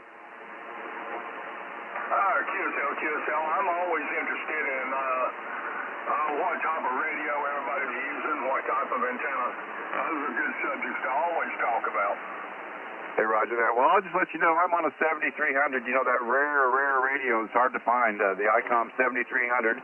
I'm going through a Ameritron AL80B amplifier at 650 watts into an end-fed my antenna 134-foot sloper. Wow.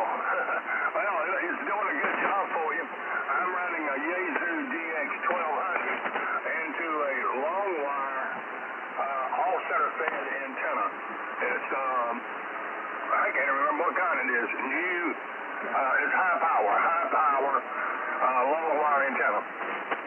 Is that multi-band compatible, or do you can use a tuner on it for the full frequency, full bandwidth? Yes, it's full bandwidth, all the way up to 160. There you go. You're set then, and I'm sure you probably got that up pretty high, 35 feet or so at least, huh? It's up about 30 feet. I didn't quite get it to 35. Well, it's making the trip to me just fine. It's been working good for me. I'm going to change the coax.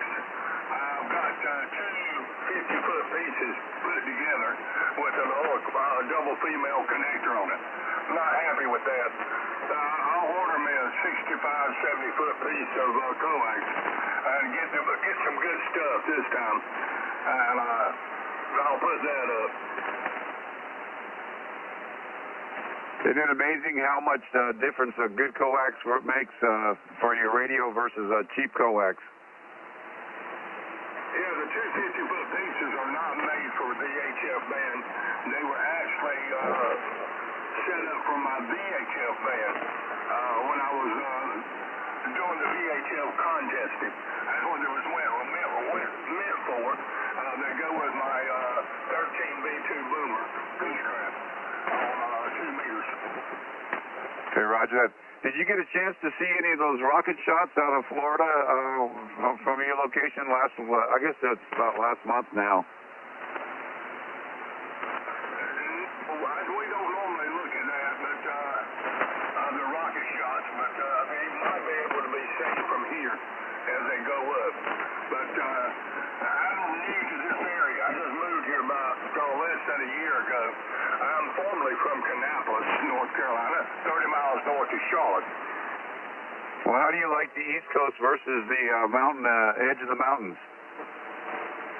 Well, at the edge of the mountains, I could go up in the hills and work contests like the one coming up in June and July, the 2-meter 440 contest, VHF, UHF, and that's what I like to do. But down here on the coast, it's a world of difference.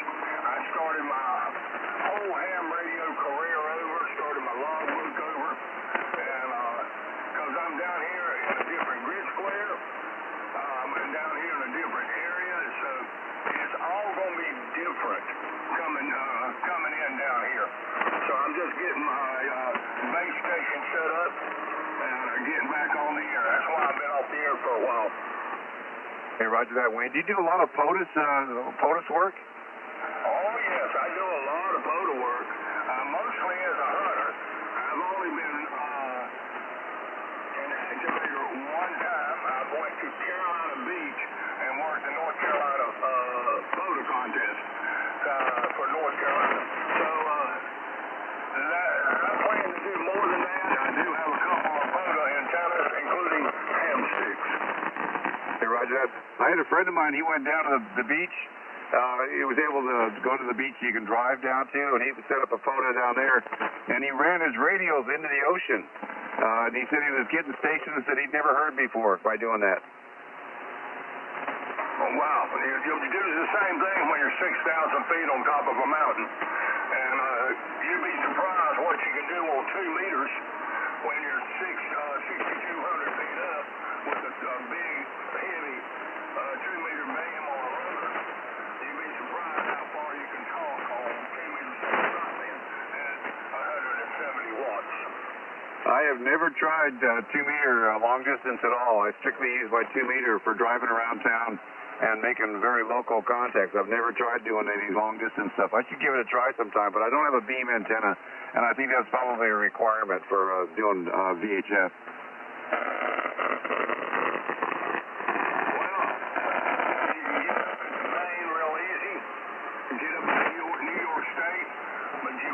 Talk to the West Coast during the contest time on 2-meter and, well, I don't know about 440. I've never done it on 440, but I've had to talk to the West Coast on 2-meter sideband. Now that's a trip there. That's a good distance trip right there. Of course, I was working a man on a mountain running a beam. I think he was running a 7-element beam. I was running a Cushcraft 13-element B2. B2 boomer, and we just connected at the right time with him pointing toward me and me pointing toward him, and I made the contact from California. Wow, and then the conditions always add to it too. They make it work. Say again.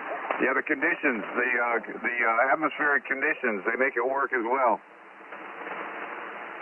The conditions definitely, yes. Getting everything in the right place at the right time, and 2 partners, 2 stations pointed at each other from that high up. He was up on top of a mountain too, but he was able to drive to his and then walk the other 100 feet up to the top of the mountain. So he only had to carry his equipment up and down a couple of times to get everything up there. The beam, the pole for it, and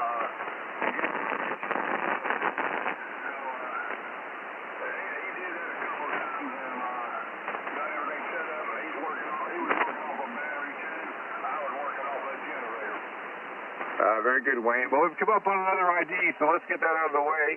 You're listening to the Friendly Bunch Conversation Group. This is K4GKG. If you're coming in for the first time, give your call sign after the pileup, slowly and phonetically. Alpha Bravo 3, Bravo Delta, number 136. KAPJ with the comment. Kilo 4, India Sierra Dog. Kilo Whiskey 4, Yankee Lima. Do we have any stations first time checking in tonight? Come back with your call sign slowly and phonetically. I got your contact, John. Kilo 4, Tango. Can you hear me about something now? So I got Kilo 4 Tango what? Tango Zulu Oscar. Seems like the conditions are getting a little better tonight. Yeah, I've got a good copy on you now. I mean, I can hear you just fine, Chuck. Let me get with John. He's got a contact, and I'll get right back to you, okay? Go ahead, John. Yeah, you also had somebody, their call ended up in YL. Ended in YL. I don't see him on the list. All right, let me give him a call and see. Was there a YL station out there? Come back slowly and phonetically with your call sign. Kilo Whiskey 4, Yankee Lima. Kilo Whiskey 4, Yankee Lima. Okay, how you doing tonight?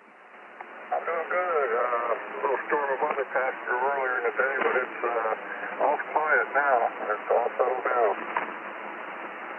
Well, it's good to hear. Yeah, we had a little bit of weather, but it didn't turn into any lightning or anything like that. It was just cloudy, and it looked like it was going to get nasty on us, and then it just kind of went away. I want to make sure I'm talking to Russell. Is that correct? Very good, Russell. And how's things in Kentucky? Are you starting to get some of that nastiness that's coming up your way now, or is it? You think that's all past you by now?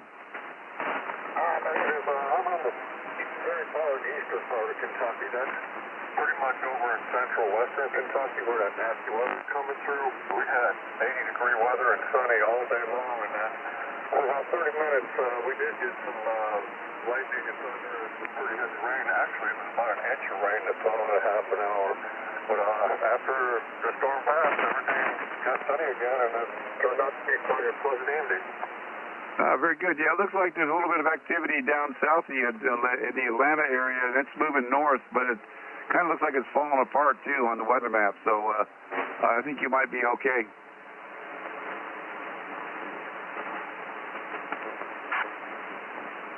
So I see we've got a few folks on here that might be, they're not first-timers, but I want to get this out of the way. The Friendly Conversation Group, we get together with an annual get-together on October 10th, 11th, and 12th at Sparta, North Carolina. That's just south of the Virginia border in North Carolina on the central western part of the state. We get together at the Allegheny Inn, and if you want to look into it a little bit more, we can send you an email with all the detailed information, but the room rates start at $79.95. That's for a single queen. And if you need to change, like for double beds or double kings or something, the price might go up a little bit, but not very much. And if you want to make reservations at the Allegheny, you can use a special code that we've got. It's FBAR24. And with that code, you'll get those good prices of $79.95 for the rooms. They have a choice of a queen bed, double kings, or double queens, double beds. And each room has a microwave, a refrigerator. There's 50 cable channels. And this will be our 7th year meeting up there. On Thursday, we'll get together in the parking lot and just kind of have a little chat amongst all the people that arrive early and late. And then on Friday, we'll have a get-together where we'll have some meals and stuff together. And then on Saturday, we go out to Stone Mountain Park. And that's where all the activity really takes place. That's where we're going to have our speakers talk to us, and we have a drawing for giveaways, and it's a good chance for all of us to put the face to the voice and the call sign. So if you are interested in that at all, just get back to me, and I will send you off an email. By the way, there is a VHF 2-meter radio there that's got a pretty good range. And it's on 145.430. There's no tone. And like I said, it reaches out pretty good, so you might be able to get us up on 2 meters. Does anybody I can't even talk tonight. Would anybody like to receive an email with this information? Come back with your call sign.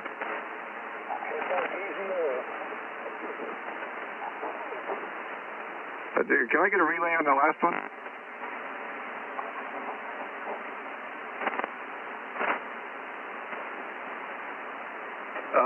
The one with calling the last call sign, come back with your call sign slowly.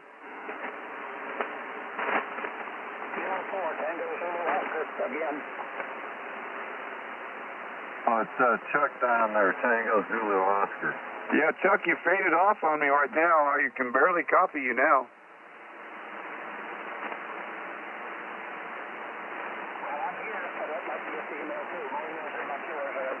Okay, Chuck, we'll get that off to you. I'll get that off to you right now. Thank you for coming back.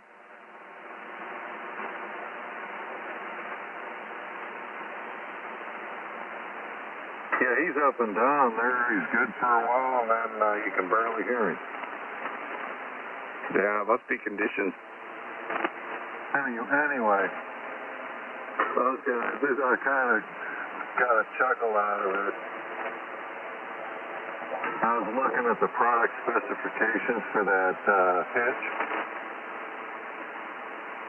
It gives the color, whether drilling is required, what type of material, the paint, and all that. But what I was kind of chuckling about this installation difficulties. And it says novice, so I should be able to handle that. I got my extra. Yeah.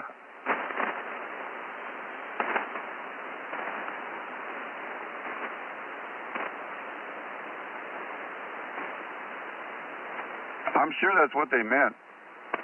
Yeah, I'm sure they did too. But anyway, yeah, I got my, well, you know, I was in industrial maintenance. I think I could handle something like that.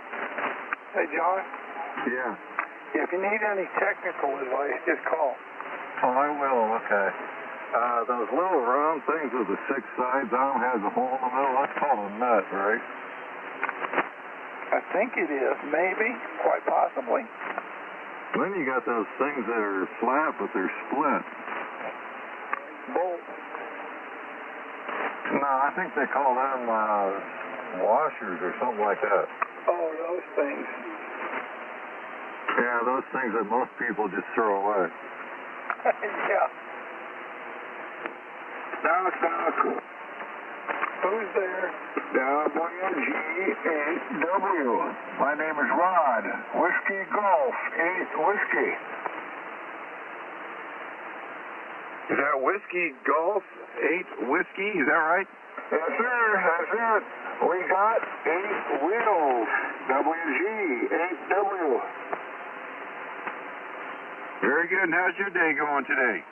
Not too bad. I was out on the Harley a little bit before it got dark, and it's too cold out there right now. But hey, I just thought I'd check in. I saw you guys on what's that? NetLogger there. Yeah, we utilize NetLogger to keep track of the people that are coming on board, so we can kind of make it easier to see who we need to talk to and get the call signs right and everything else. I just want to make sure I get this is Rod. Do you go by Rodney or Rod? I go by Rod. You can call me Rodney if you want. I don't care. But I'm in northern Michigan. I'm 30 miles south of the Mackinac Bridge that crosses into the upper peninsula. I'm in the lower peninsula. Just on the tip of the mitt. Yeah, roger that. I'm familiar with that area. Beautiful part of the country, except when it's the summertime and the mosquitoes are as big as small birds. You know, it's funny, though. Right here where I live, we don't have hardly any mosquitoes. We got the darn ticks, so the ticks, they're bad. Yeah, it's beautiful country. I ended up coming from Minnesota down to Alpena, Michigan, and I took the northern route along the upper peninsula there, and I ended up getting in a snowstorm. It snowed about a foot in 4 hours, and there was no other tracks on the road. And of course, it's like 2 o'clock, 3 o'clock in the morning, and I could just keep the car going down between the tree line, and that was it. Hey, we're only like 2 hours from Alpena where we're at. I'm right off the I-75 corridor, about 4 miles, and just 30 miles north of me is the Mackinac Bridge. Now, straight east of me would be Rogers City on the Lake Huron side, and then south of Rogers City, about another 50 miles is where Alpena is at. Very good, Rod. Very good. Well, we've come up on another check-in, so let's get that out of the way. This is the Friendly Bunch Conversation Group, Kilo 4 Golf, Kilo Golf. If you're coming in for the first time tonight, give your call sign after the pileup, phonetically and slowly. Okay, well, I'll stand by and listen around here for a bit, and thanks for that, and we'll be standing by. This is WG8W. Kilo 4 Indian Sugar Golf. KAPJ207.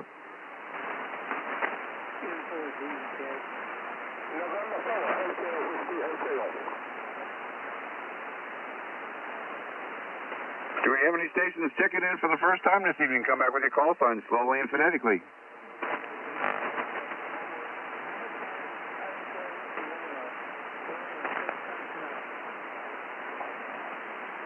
Not hearing anything. I'm going to go back to Rod. So you were out for a little ride on your Harley. How many miles did you do today? Hey, somebody's in there, Greg. Not that many, about 45 or 50. and I just went up to the next town over to Sheboygan. I visited with a friend of mine, then I come back a different direction, but I come back home. So it's about a 50-mile round trip. Sounds like a good ride. All right, sir, well, we'll clear with you. I've got another station I think that's trying to check in. I want to check in and find out if he's still out there. Was there another station wanted to check in with the Friendly Bunch Conversation Group? Come back with your call sign slowly and phonetically. We'll try to pull you out.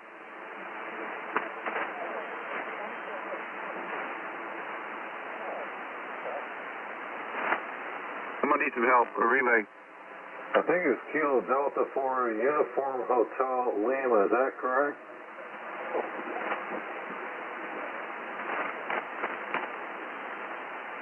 Uniform Tango Lima?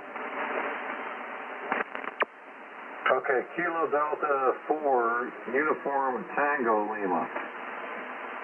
Is that Brian? Yeah, that's Brian, correct? Yeah, I think he said Roger. I can barely hear him. Yeah, I have no copy on him, so if you want to just see what's going on, I'd appreciate it. Yeah, Brian, that's Father Brian, by the way, Grant. We got you checked in. Very rough copy for here in Ohio. Grant's down in Georgia, so he's having even more trouble.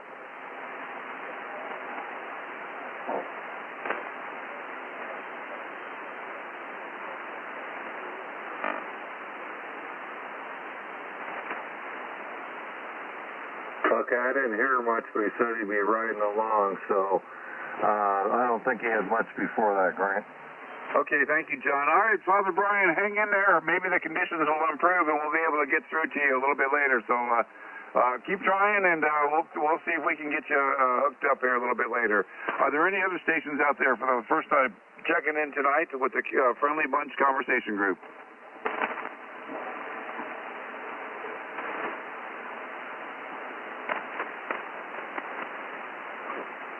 I'm not hearing anything. Rod, I'm a rider as well. I've got a Fury 1300, and I've been taking it on about 120-mile road trips. This week I've made 3 of those trips so far. I just enjoy riding down here along the coast of North Carolina and through the twisty, windy back roads on all the secondary roads. It's kind of like Michigan, except that we got the coastline down here that's pretty big. It goes on forever. Back to you.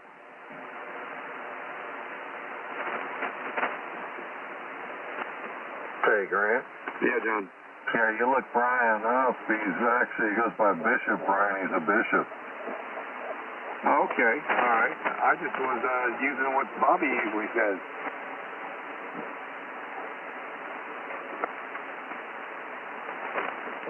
Comment? Go ahead, comment. Yeah, this is Rod, WJW. We got all kinds of coastline here.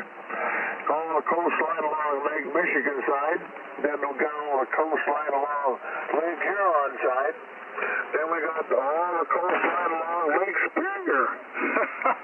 Nice coastline right there. It's beautiful. Look at that beautiful blue water. It's awesome. Yeah, it is. I was there for a couple winters, and I was amazed by the amount of ice that formed up on it, and it started flowing. Some friends of ours, they decided they were going to get brave, and they went out and drove out on it, and they ended up being on a little bit of an island. Fortunately, it hooked back up to another segment of hard ice where they could drive back off of it. But those guys up there in Michigan, they're a little bit nuts. Well, you can't drive on the water now unless you're on a boat. Yeah, that's some nice waters for sailing too. You guys usually get a little breeze out there, and it's normally not too hot, so it's kind of nice. But I love living by the water, and I'm glad you're enjoying the upper area of Michigan. Contact. Go ahead, contact. Rod, this is down south of you there. You faded out on me. Come back and try one more time. I was wondering if Rod spent a lot of time in the Gaylord, but I think, yeah, I don't think he can hear me. Back in.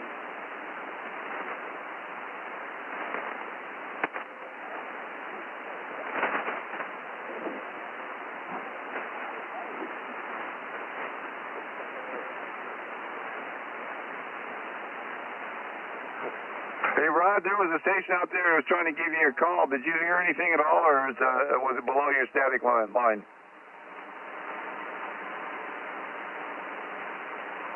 I'm sorry, I just got a call. I got to duck off. WJW. All right, Rod. We'll talk to you later. See you later, Rod.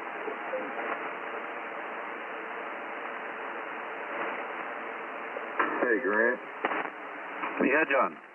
You look at Father Brian's QRZ page. If you look on his desk, right down by his chair, he's got a QSL card, K2MFS. I wonder who that is.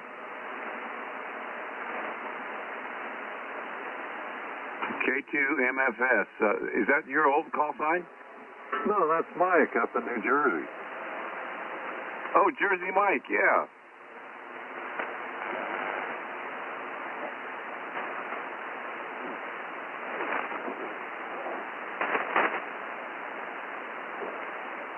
Oh, the QSL card is laying down there down the bottom right-hand corner of the picture. Yeah, okay.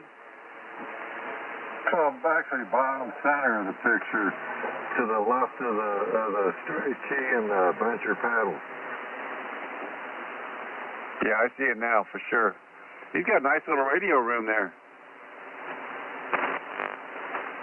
Looks like a Kenwood 120S. I used to have one of those years ago. It looks like it's got a nice, clean, simple setup there.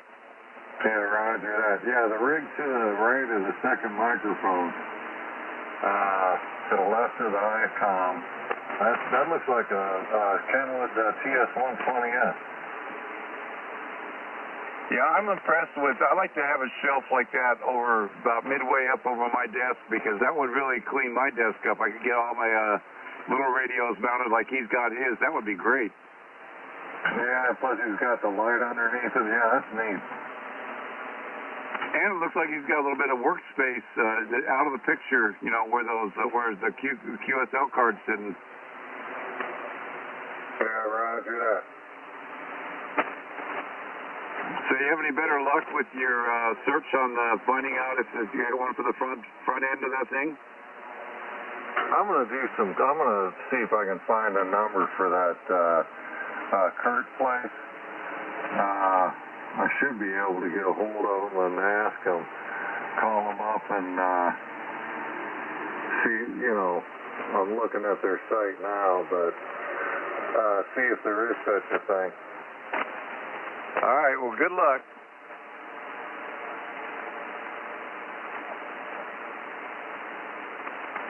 Well, we've come up on another ID, so we'll get this out of the way.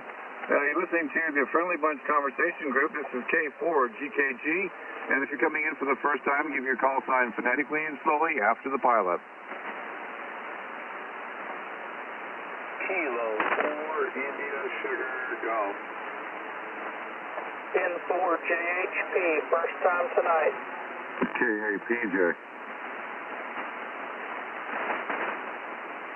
KG8RN. Kilo Whiskey 4 Yankee Lima.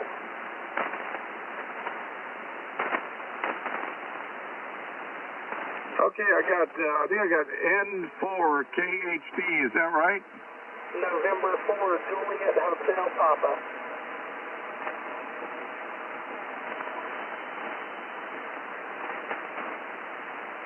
That's Jason. How you doing tonight, Jason? Doing pretty good. Just got done with the local VHF net and figured I'd turn on the HF radio. Very good. Did you have a big turnout on the VHF net? Probably about 5 or 10 check-ins. It's a local net that happens every evening here. Yeah, we've got one that happens every evening here. We're lucky to get 4 or 5 people checking in. Yeah, roger that. But no, otherwise, not really anything else going on here. Ended up having to work 11 to 8 today, so just got off work and jumped on the radio. I'll pass it back to you. Probably haven't even had supper yet. Nah, I ate a late lunch, so probably just going to skip supper. All right, Jason. Well, hang in. Anything you want to say later, just jump in for sure, okay? Roger that. Hey, Jason, I do have a question for you. Have you received an email From Bobby on the Sparta event? Yeah, I have. Okay, I thought maybe you had, but I don't have it down on my log, so I'll get you on my log. Yeah, he sent me one a while ago. All right, very good, Jason. Well, just hang in, and anytime you hear anything you want to comment about, just jump in, okay? Roger that. Back to you.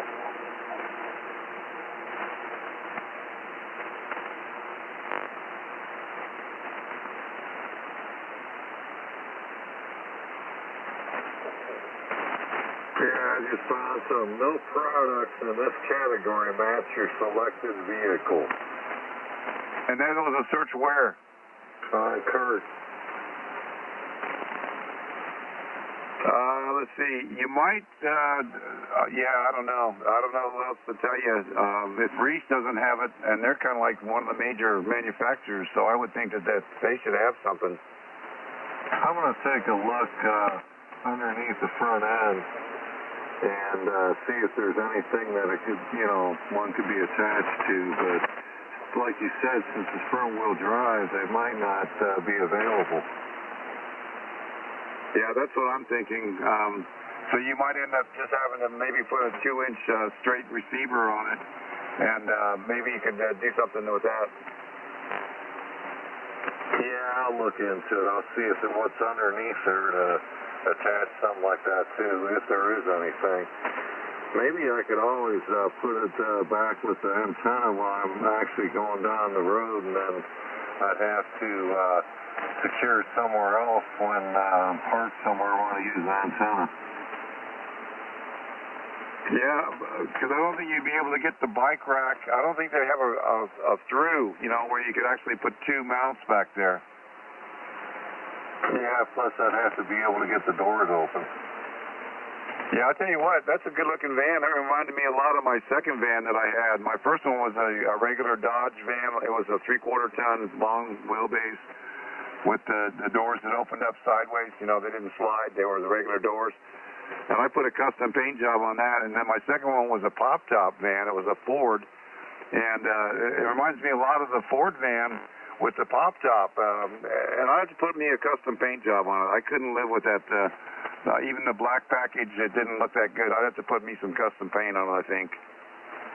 Yeah, well, the paint job on mine, I don't know if you looked at the pictures on their website or if you looked, I've posted a couple pictures on Facebook, different places, but it's a dark gray and it's got the metallic flake. It's a good paint job. I like it.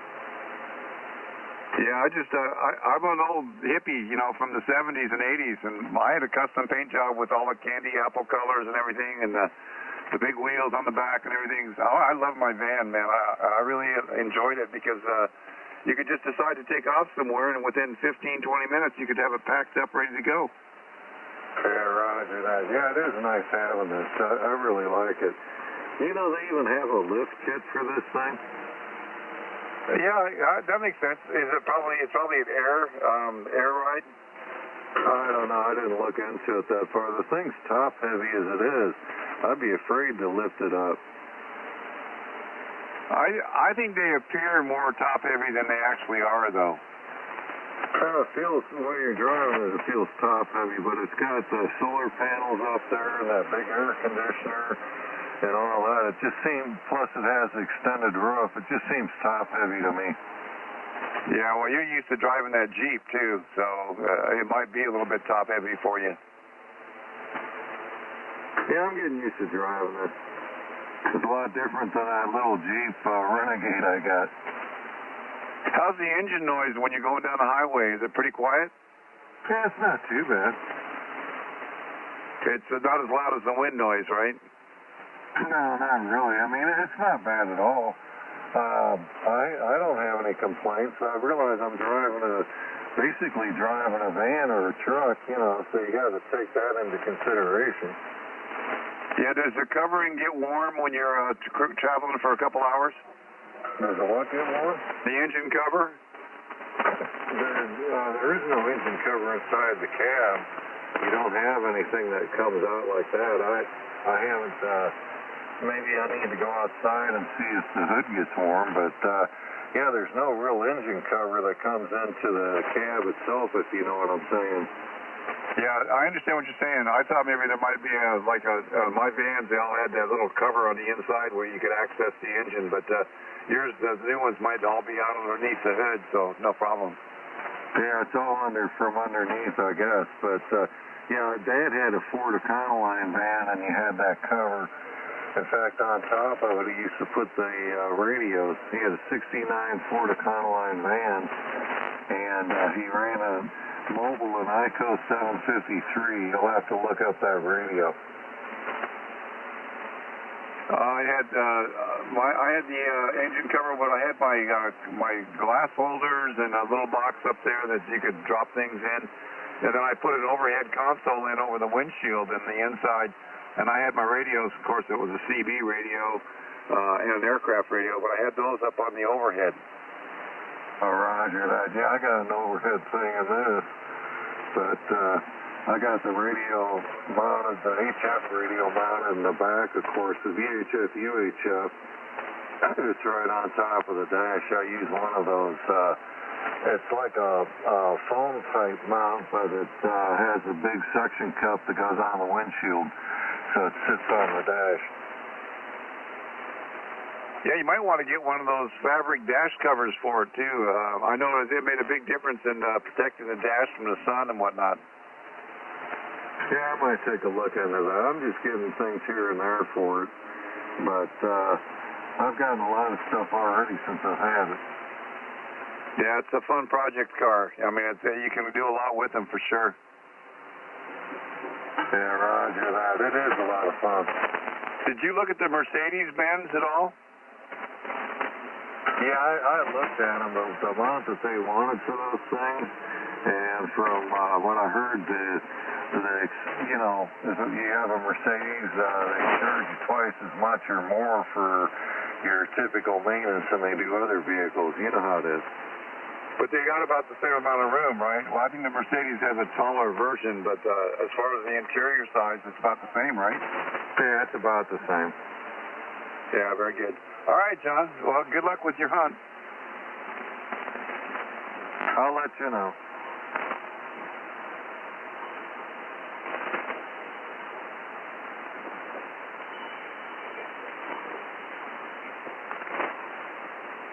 Well, we're coming up on another ID, so let's go ahead and get that out of the way. This is Kilo 4 Golf, Kilo Golf with the Friendly Bunch Conversation Group. After you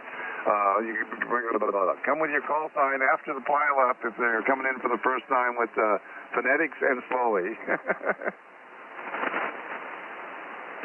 KAPJ207. 10-4JHP. Kilo 4 India Sugar Golf.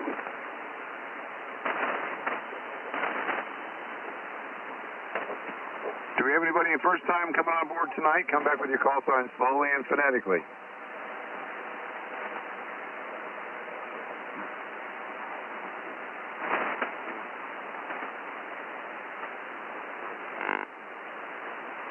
Not hearing anything. Let me check and see if Ken's back from walking the dog. K4XTX, you still there?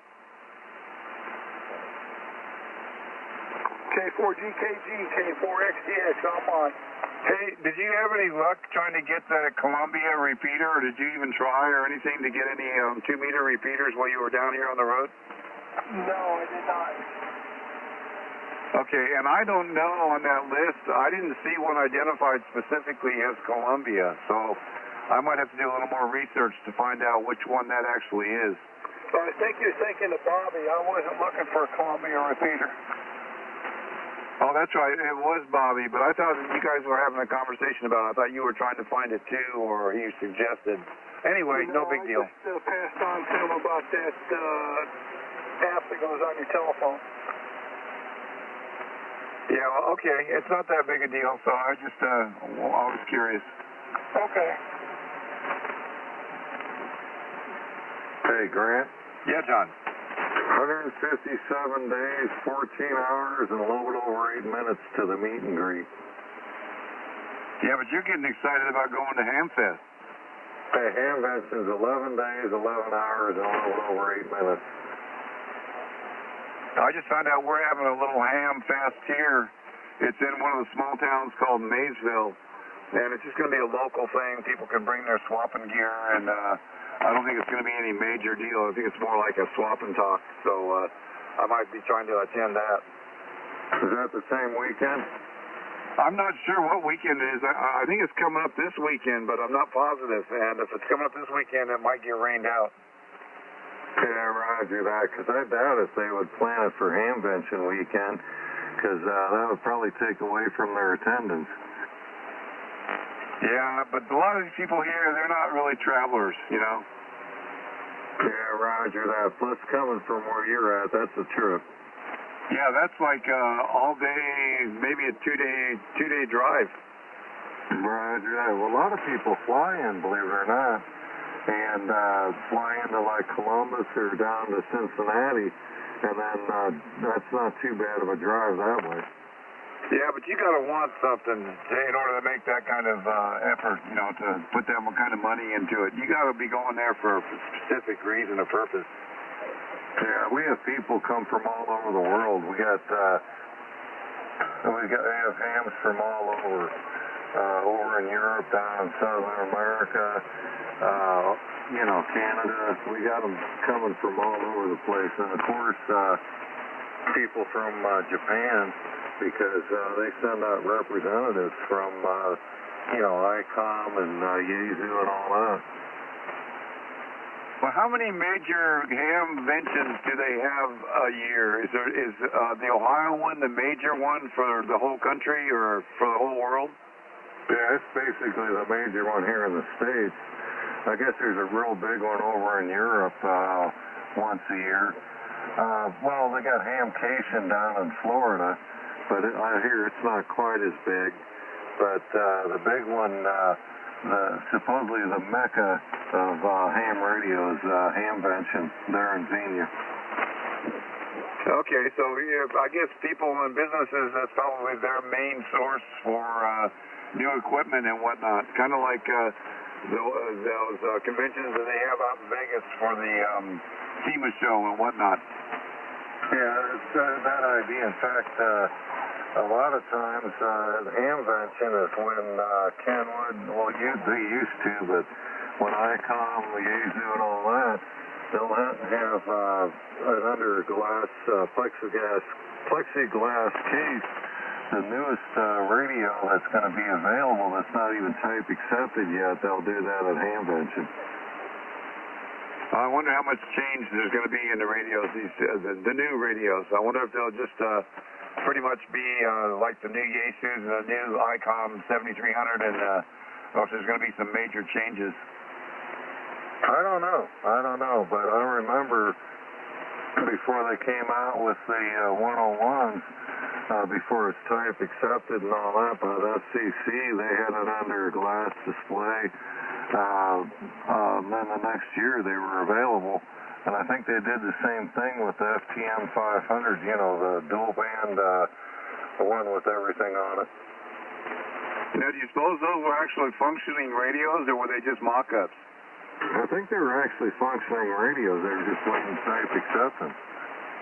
Yeah, so they had to go through the FCC examination and testing process. Yeah, roger that. Yeah, for any, they check everything, the output, any spurious emissions, so on like that.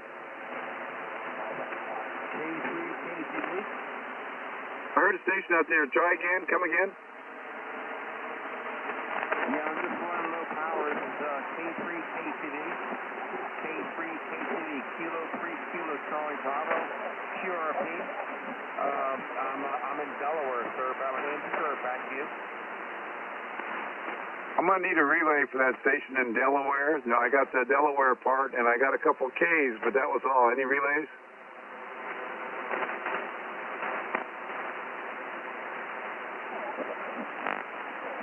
That Delaware station, come back with your call sign slowly and phonetically one more time. Let me see if I can pull you out. Okay, it's Kilo 3 Kilo Charlie Bravo. Kilo 3 Kilo Charlie Bravo. My name is Kurt, Kilo Uniform Romeo Tango in Delaware. Kilo 3 Kilo Charlie Bravo. Hey, Grant. Okay, I think I got you. It's Kilo 3, Kilo Charlie Bravo in Delaware. That's Kurt. Is that right?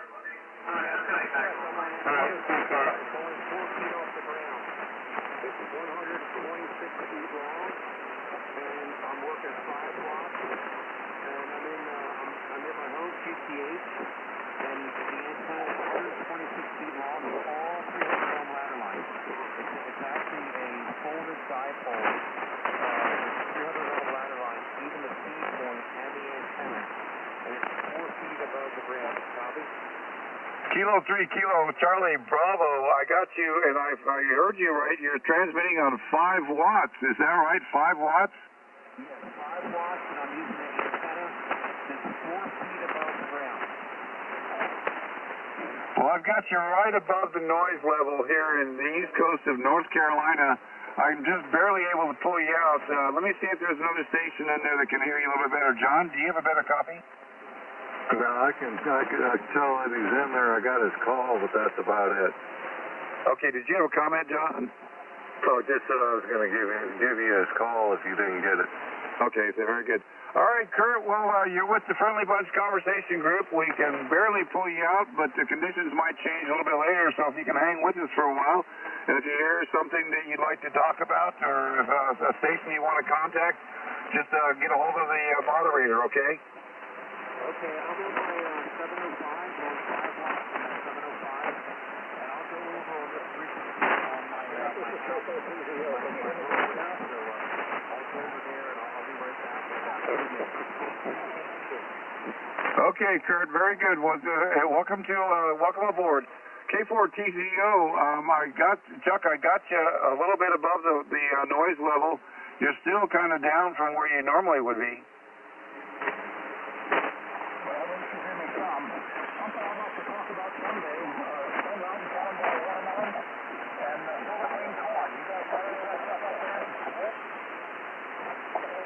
Well, I tell you, you came in real strong. I had you at 5 over 9, and then all of a sudden you went to about 5 below 9, so I lost you there. Try one more time. I'd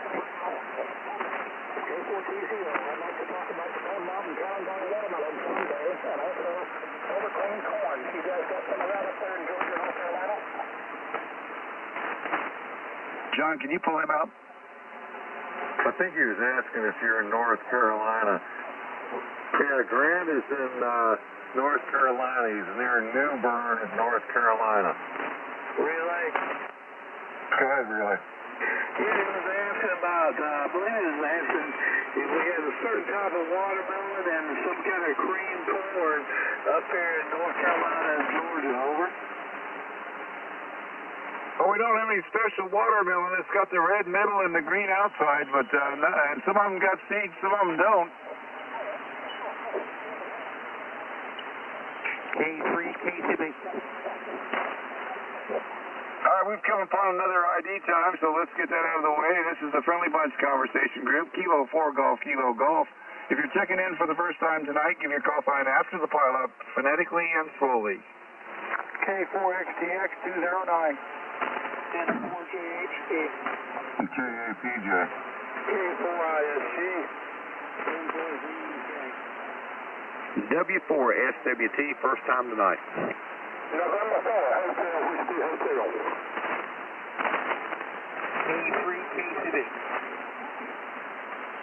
Okay, I got a Whiskey 4 Sierra station. Come back one more time. Whiskey 4 Sierra Whiskey Tango. We got a good copy on you that time. All right, how you doing tonight? I'm doing good tonight, and I had a good weekend in general. I hope you guys did, and also Scott is trying to get back in. We've been working on his radio a little bit, and I think he was wanting to see if y'all could hear him. But yeah, I've had a great weekend, great day today. As a matter of fact, the sun was out all day. I totally did not expect that, so I really enjoyed that. All right, Roger. Let me see if I can get a hold of Scott, and if not, you might have to relay. Okay. All right, yeah, go ahead. All right, Scott, you want to try again? Yeah, Roger, man. I just turn the wattage down a little bit. Can you hear me okay? Yeah, I hear you fine. Loud and clear, 5.9 plus. Yeah, what's happening is my SWR is just going crazy every time I transmit. Now it's just kind of stable, but I don't know what's going on with it. I think I've got a bad ground.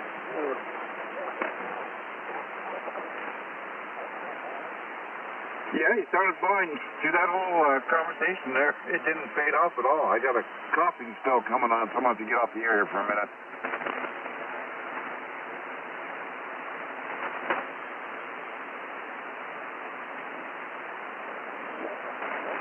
Hey, Roger, there was someone asking if we got a special water bill up here in North Carolina, and the only thing I can think of is we got the ones with seeds, the one without seeds, but they're both red in the middle and green on the outside. You got any changes? I grew some one time that were yellow in the middle, but I don't know. I could hear that guy. That was pretty good. Well, I just barely could pull him out, but yeah, we got some good watermelon, that's for sure. Yeah, all of our watermelon's good watermelon up here, even the yellow one.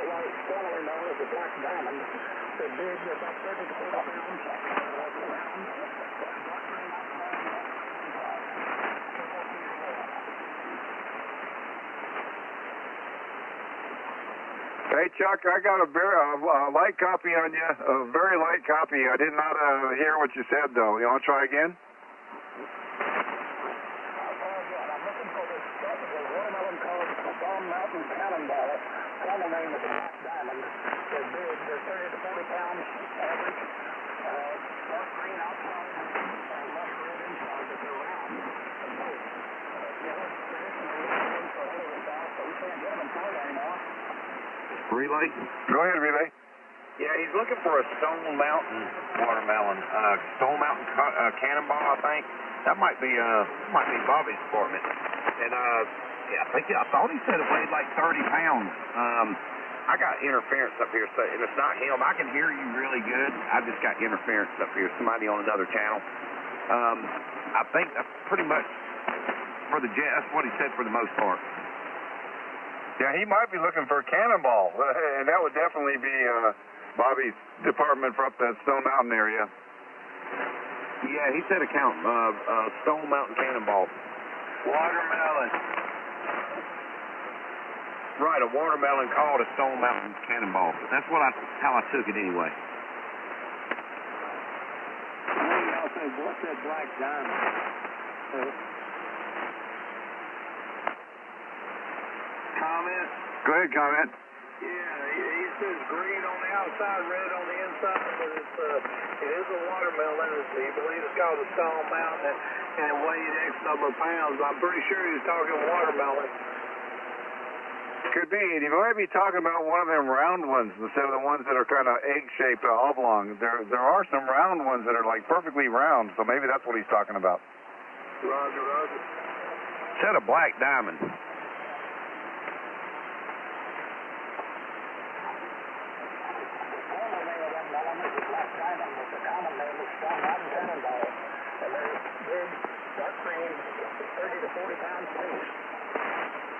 Well, now you got my curiosity, and you're going to make me look that one up. The Black Diamond Cannonball Watermelon. I'm going to have to look that one up.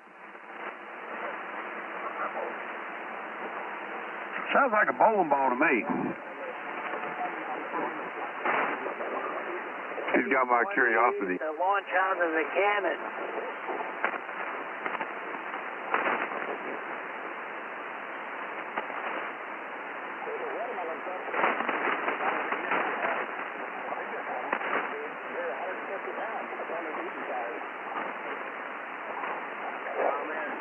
Go ahead, comment. Yeah, it's on the internet. Stone Mountain Organic Watermelon. It is like a cannonball. It's pretty green and red in the middle. And I didn't see the weight, but it looks like it's something that was introduced back in 1924. Yeah, that's one of them round ones. Yep, sir. They are sweet. I have had one of those. I don't know where it came from, but they are sweet. Comment? Go ahead, comment. Yeah, and granted, like it says, between 30 and 40 pounds, so that's a humdinger, huh? That's got a lot of water in it, for sure. Maybe good for making moonshine. What do you think? Thank you, Rick. Of course, I don't know how much sugar. Well, they're sweet. They got a lot of sugar, so it might be a good moonshine melon.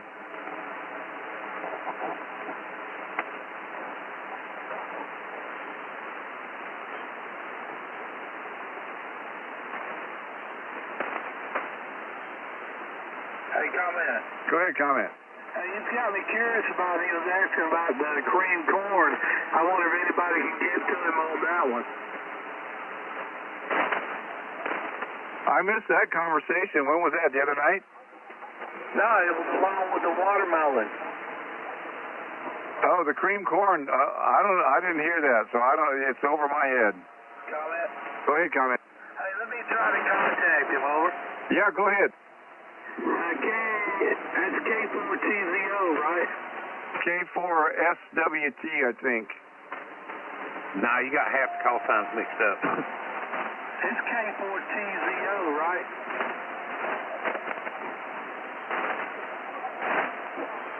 Is he the one up in Delaware, Kurt? That's K3KCB, or I think that's it. Yes, Kurt. My call sign Kilo 3 Kilo Charlie Bravo. Yep, I'm up here in Delaware. Who? What? Delaware. Roger, you were the one talking about the watermelon? Premier Group? I'm sorry, there were two stations talking. Was there somebody coming into the friendly group for the first time? Were you the station talking about the watermelon? No, that wasn't me. That was a 4 call. He was a 4. This the Premier Group? Yes, sir. It's the friendly conversation group. Go ahead with your call sign, please. Oh, the meet and greet Premier Group.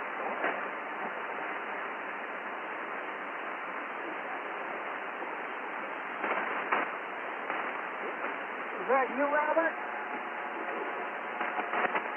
No, this is the original Friendly Bunch Conversation Group. Oh, the copycat. No, I think we were the originals, but anyway. Copycat. Go ahead, Grant. It's nothing. Yeah, thanks, John. Yeah, go ahead and try to make contact. I'm not sure. Oh, that was, I don't know. I can't remember now. Contact. Go ahead, contact. Alpha Bravo 3, Bravo Delta, number 136. Check me out. All righty, Dean. We'll see you later. Have a good night. 73. 73, everybody. God bless you all.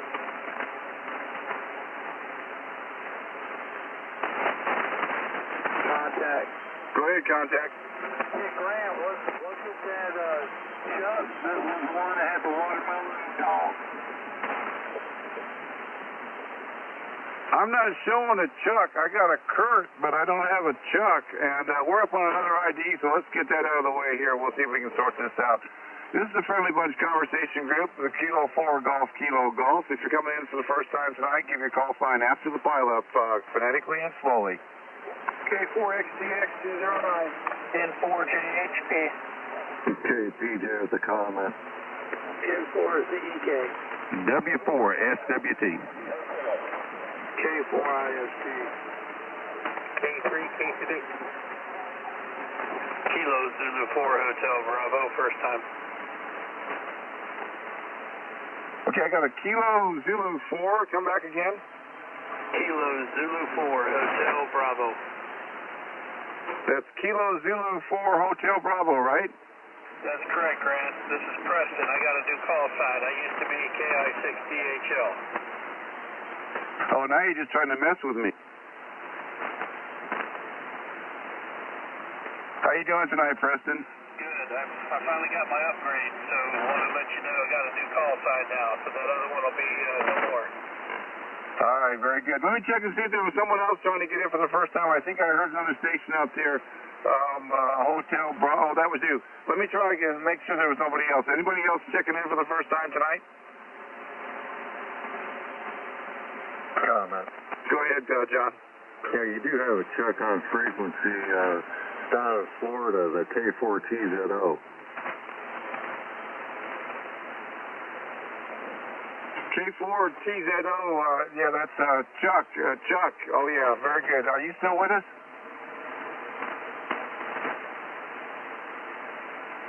Yeah, John, I don't think that was him talking about the watermelon, though. I can't remember if it was Kurt up in Wilmington, Delaware, or whether it was, I don't remember who it was now. It wasn't me. It wasn't Delaware. I hate just getting old stuff. Your brain goes to jelly. Hey, comment? Yeah, go ahead, comment. Yeah, the call sign saying it was me. Did you give your call sign over?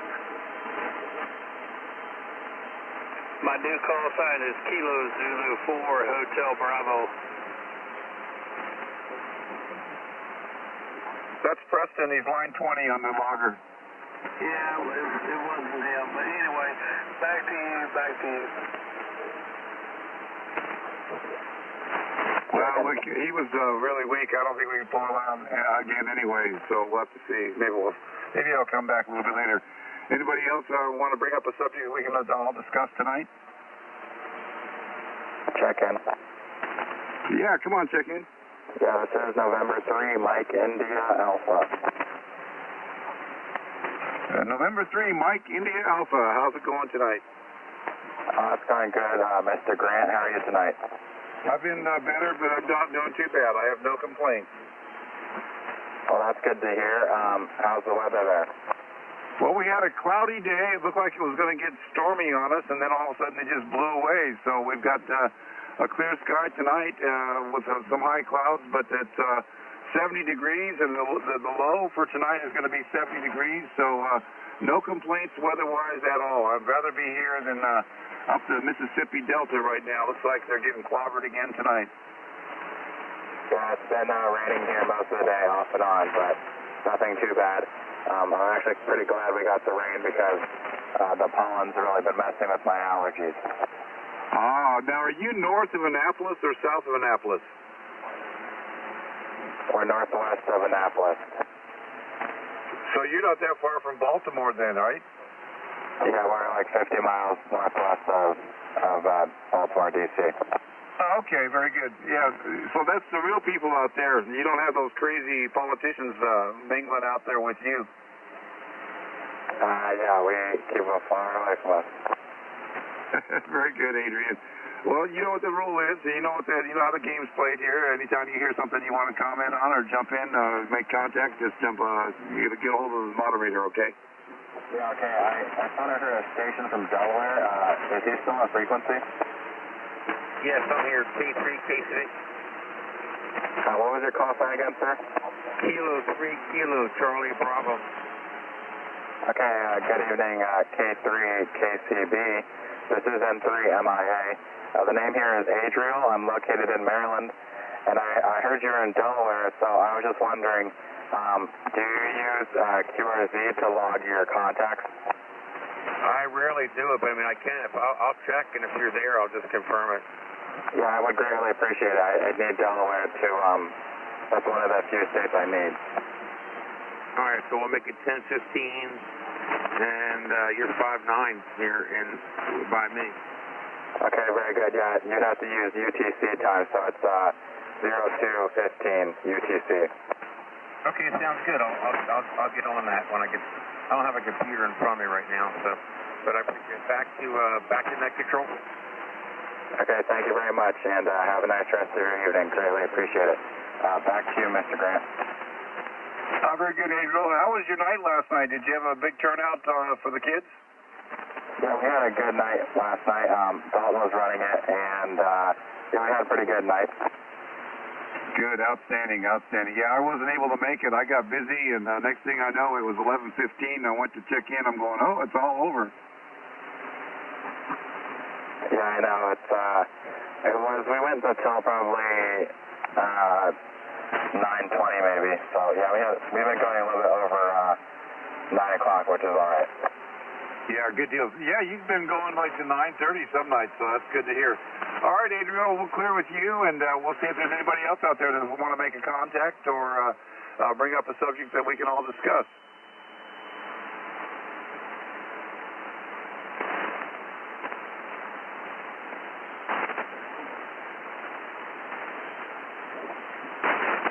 1 Juliet Whiskey Sierra. November 1, Juliet Whiskey, November. Do I get that right? Negative. November 1 Juliet Whiskey Sierra.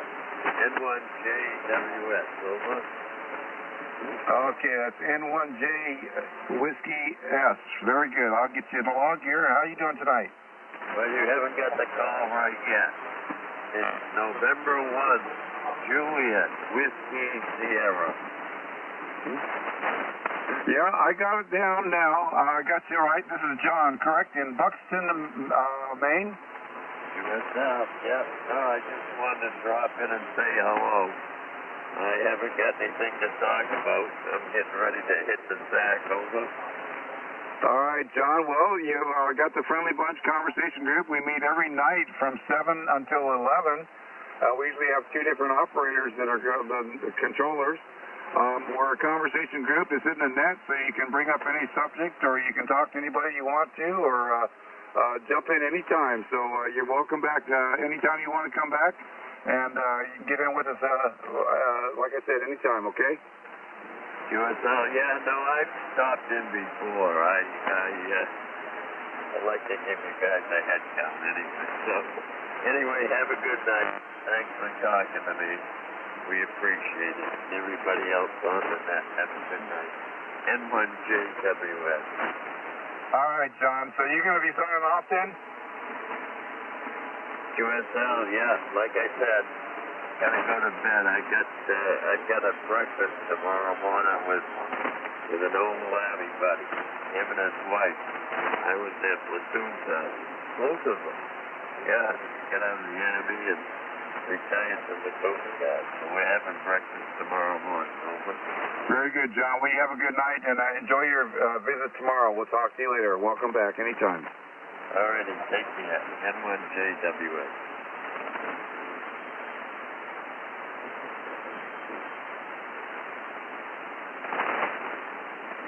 Comment? Go ahead, comment. Hey, Grant, you got any days coming up that you're going to bust out the old telescope? Well, I'm kind of waiting for the sky to get clear on me. I was hoping I was going to do it today, but it got all cloudy up and everything. And the problem with my setup is I'm going to have to take it out there during the daylight, get it all set up, and then hopefully the weather will hold. And it looks like we're not going to have any clear skies for at least another week. We've got partly cloudy sky conditions forecast for the whole week, so it might be next week. But I played with all the electronics today. Got all new Anderson connectors put on the battery and on a power cable. I got it fired up to see if it worked, and it looks like it's going to be fine, but it's just a matter of waiting for the weather now. Hey, that's awesome, man. I know it's going to be a blast. I can't wait to hear the after-action report. Over. Yeah, I'm kind of excited to get the thing fired up because I'd like to look at it.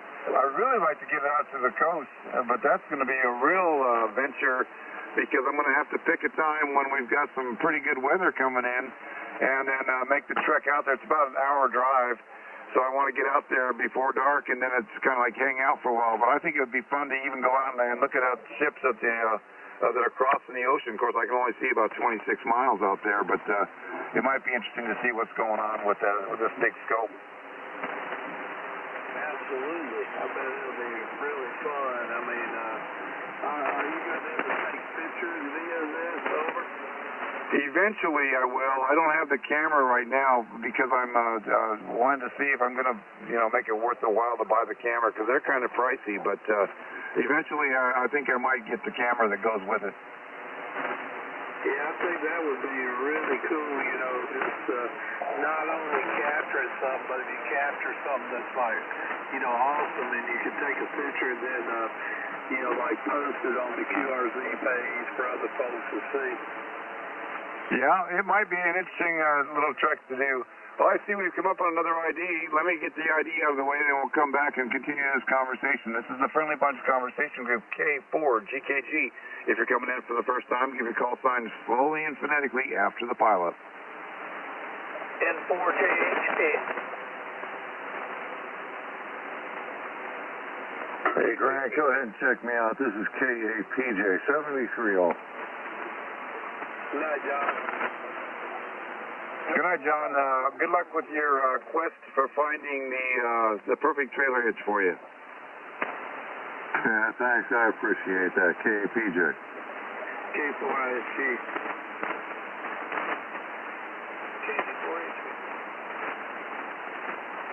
Do we have any stations checking in for the first time tonight? Come back with your call sign phonetically and slowly.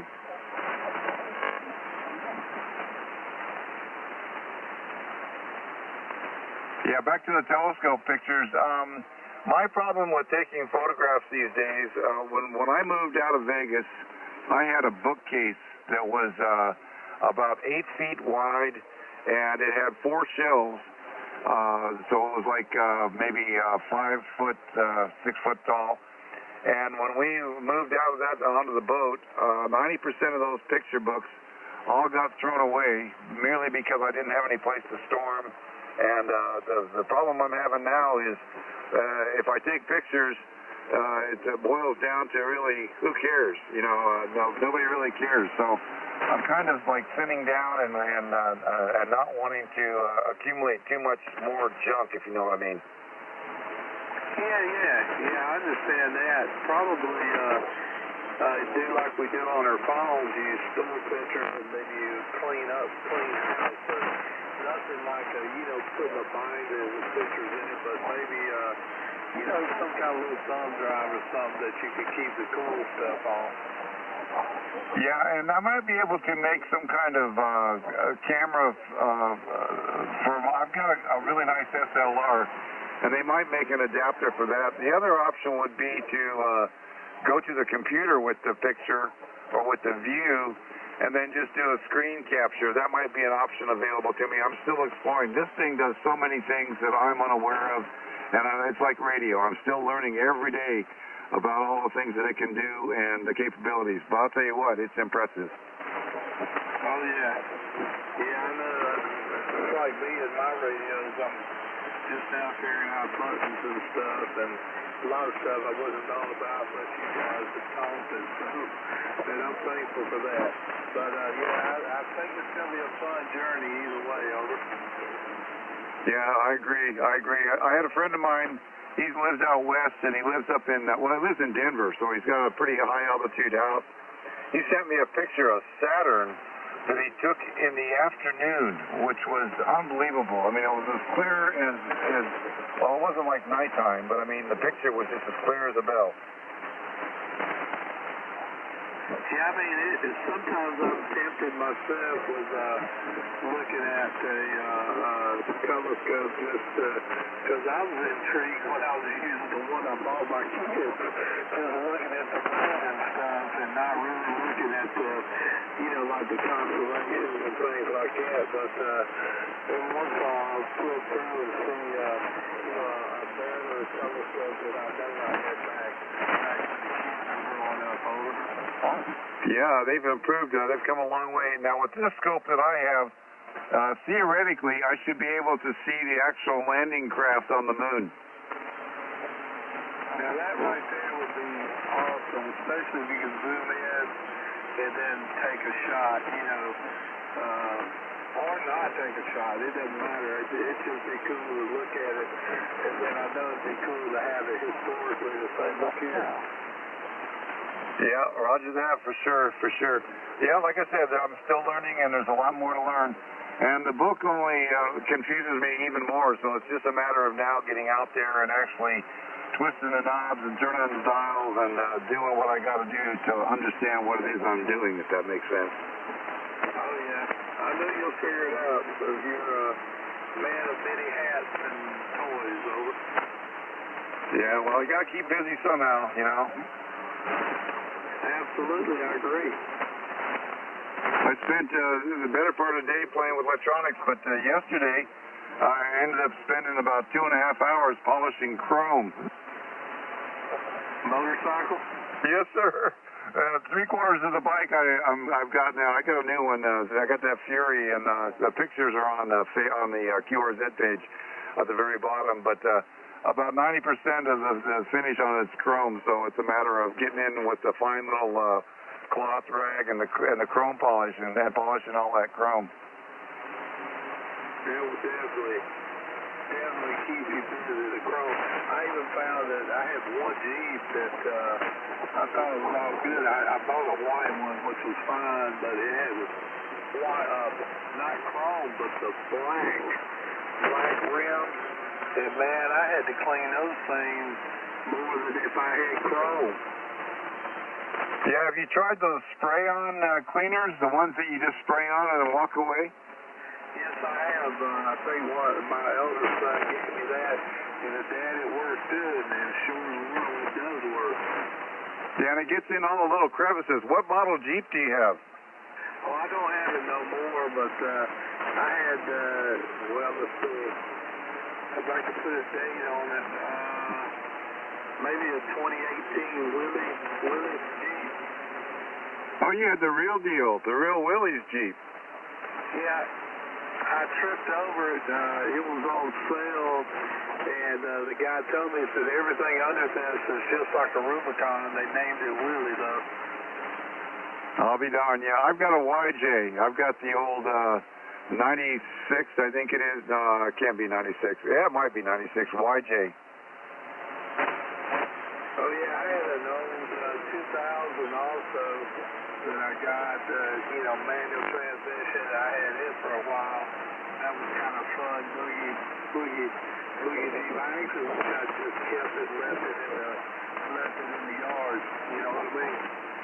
Yeah, I've had a couple offers to people wanted to buy mine. I'm not going to let it go. I just put a electronic fuel injection system on it that the new Holly, I forget what they call it now, but I just put that on there, and boy, what a difference that made. Not so much an increase of horsepower or anything, but just the reliability.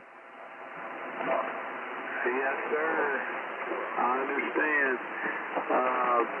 I'm going to check out your bike here in a second. I'll be standing by, buddy.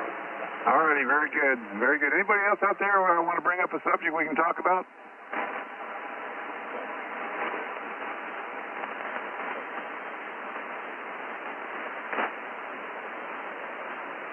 I'm surprised we haven't heard Bobby out there. He must be getting packing up, getting all of the dotting the I's and crossing the T's and everything, getting ready to go on vacation.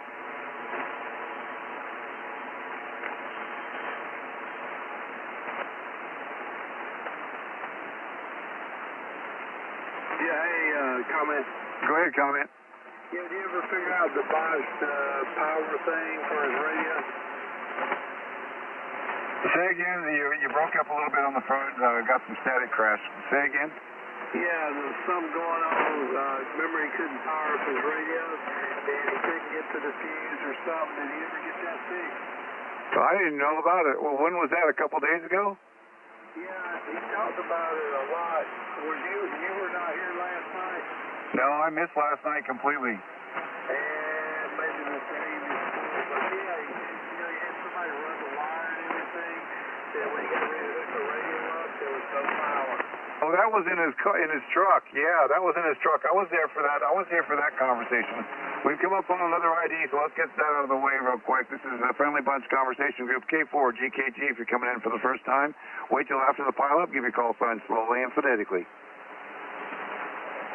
N4JHP. November 4, Hotel Whiskey Hotel. KZ4HB. W4 SWT. K3.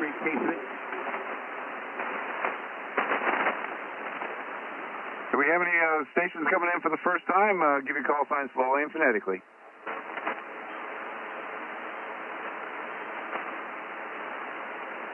Hearing nothing. Yeah, that was his truck, and I don't know. I never heard whether he got that taken care of or whether he was going to wait till after he got back from vacation to do that. Yeah, I think he was going to wait. I know he was doing, checking it out and getting all the advice and, blah, blah, blah. But anyway, I see your bike, man. You probably spent a lot of time on that silver. Yeah, I'll bet you the guy that did the install didn't put a fuse in the fuse holder, so I'll bet it's that simple, but it's a matter of whether he can get to the fuse holder or not. Yeah, I mean, it's ridiculous, too. I mean, I sat and listened to it. It's just totally ridiculous that whoever put that in, she had all that, didn't make it easier to get to the of course, you probably won't ever know until Bobby, investigates it and gets it back up and going. Yep, that's it. And with these new trucks and everything, I'll tell you what, it's pretty tough. I mean, they got stuff stashed away in cubby holes, and they got covers and more covers covering covers. I mean, it might be just one of those deals where you just can't get to it. Yeah, what kind of truck did he get? I don't remember now. I don't recall. Yeah, you're right. I mean, it's cool which one you get. I mean, they've got all kind of covers. There's one car you lift up the hood and you don't see nothing, just a big cover. You're paying somebody to pull that cover off to get to everything. Yeah, I think it might have been a Tundra, but like I said, I'm not sure. Well, hopefully get that all figured out. I got another, I guess, a fun war story about grounding too. Well, I'm always good for a war story about grounding. So, I've got an 891. I got the ATOS. And so I wanted to be just temporary when I go and play around, not nothing permanent. So I got a tripod, a nice tripod made to use a 2-meter, and with HF, you can change it out of the center, and it's got the places where you can screw in your you can screw the ground on the antenna piece, and or you can do the what we call the reflectors. And so at the end of the day, I run a ground from that antenna tripod to my chassis under the rear wheel well on the driver's side and driver's side back, and then run a ground from the radio, which I had internally. I had an internal ground I found to the radio, and then I run the ground outside again to the chassis underneath on the passenger side, and the ATOS took off and went up and down like a piece of cake. So it was all based on the grounds being appropriate or accommodating what you needed them to do, right? Yeah, because I did bond the driver's doors, the passenger doors, the hood, and I didn't bond the hatchback yet. But yeah, because I did all kind of funny combinations to make it work, and it was intermittent. And but when I did the last combination, I told you it worked. It was kind of tuned on. Well, it was tuned on the upper freak, and then but on the 40-meter, it was kind of stuttering. You know what I mean? It just wasn't. But when I did what I just told you, it was tuned on 40 every time. Now, are you using that flat woven grounding strap? Roger, for the now I use the braid for all the bonding, and then I use the regular wire with like when you're gonna jump somebody off, I've got that running for the other ground on the other side underneath to a bolt. That I think it's the actual bolt that holds the shocks and stuff up under the wheel well. I just clipped it onto that for the outside chassis ground. Now the ground inside is running to Mazda had a common ground in the back behind the seat, so I tapped it in. But those grounds I didn't use the woolen type ground. I just used a copper type wire. And did you say you're using a screwdriver or tar heel antenna? It's the Yaesu ATOS 128. So can you run it down the road with that antenna?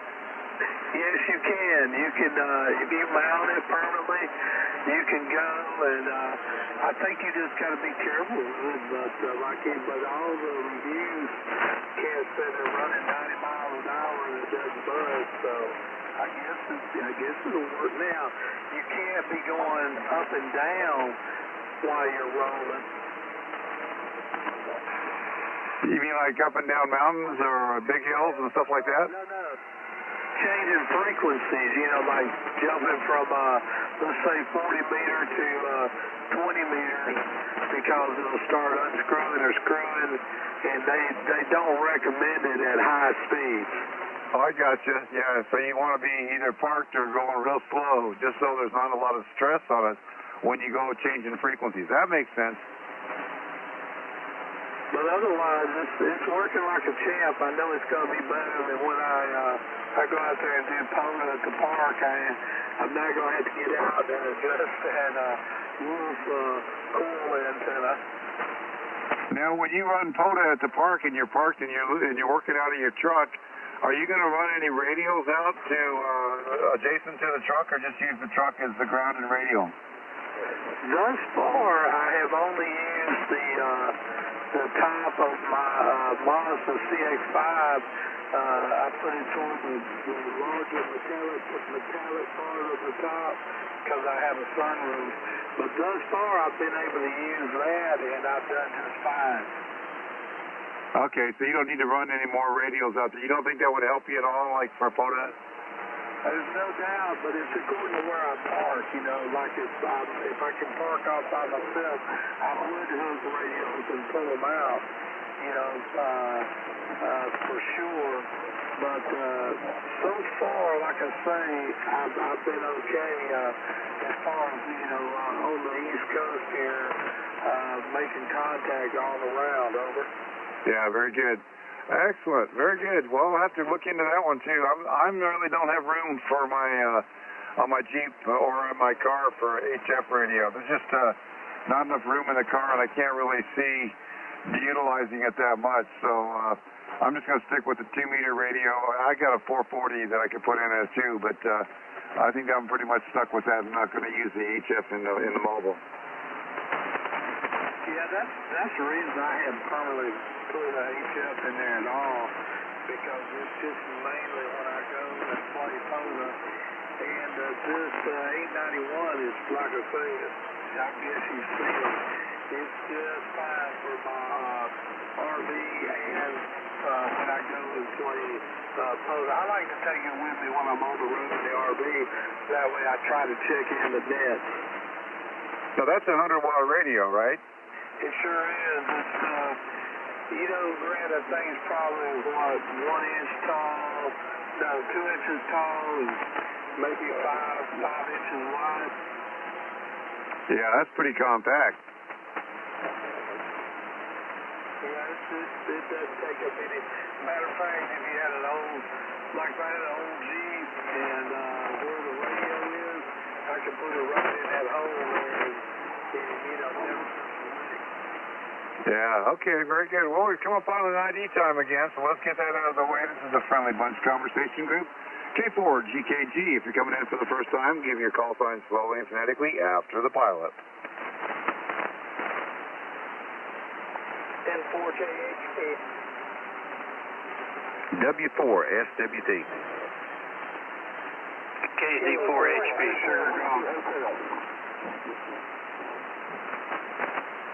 Do we have any stations for the first time tonight? Give your call sign slowly and phonetically.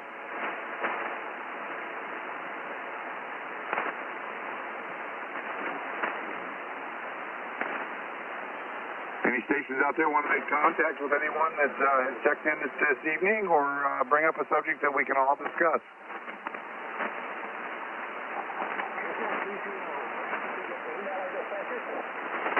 Confirmed email. You got it. Okay, very good. Thank you, sir. I sent you one about the watermelons I was asking about. Did you get that? Oh, I haven't even looked at mine. Let me go check and see.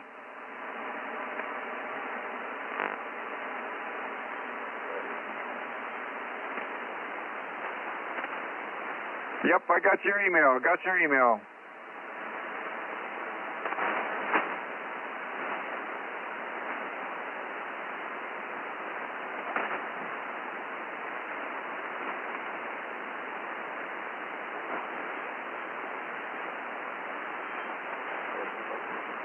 Hey, Chuck, just to let you know, there's we use the controllers use the net logger just to keep a log of those stations that are checking in.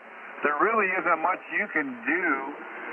You can open it up and you can make your inputs, but they're not going to stick around unless you save it right away with the input that you've made, because they are being controlled by the moderators that are moderating the frequency at that time. Do you understand?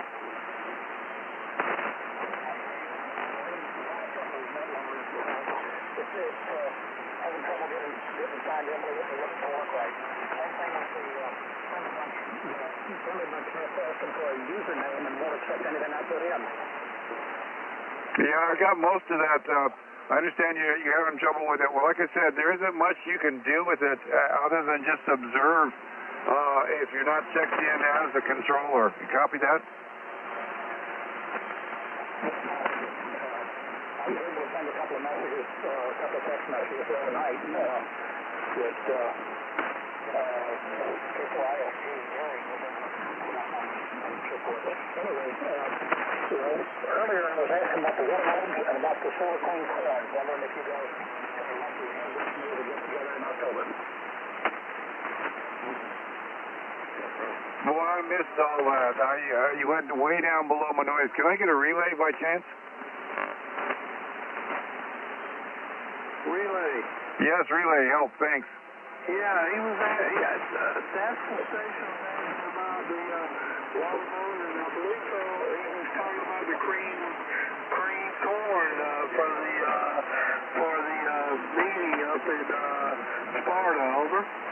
Okay, cream corn for the Sparta gathering on Thursday. All right. All righty.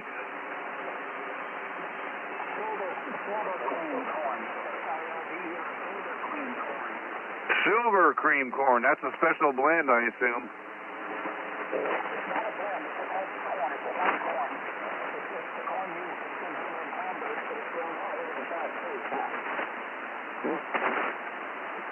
All right, very good. I think John is coordinating most of that, from my understanding. So I will let him know next time he gets on, and we'll see if we can get that worked out, what we're going to do on the Thursday, okay?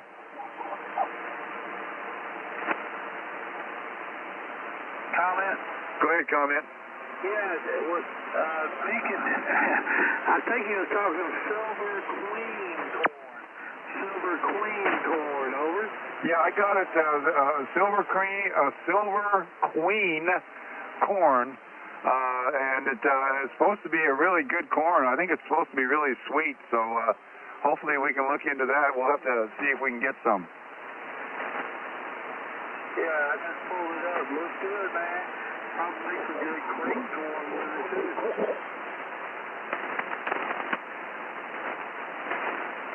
Yeah, it looks good.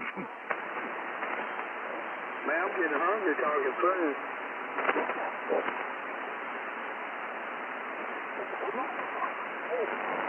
I'm amazed at how many different kinds of corn there are. There's corn for cows, corn for people, and I guess there's even corn for making other things out of.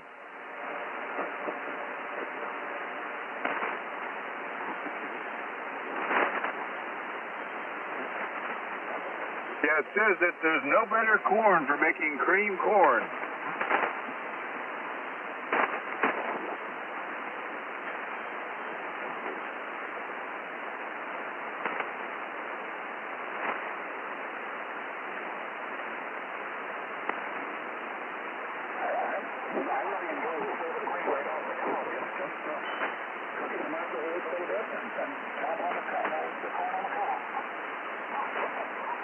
Yeah, I can appreciate that. Yes, as aficionados claim, the sugar content is just right for the perfect corn taste and flavor.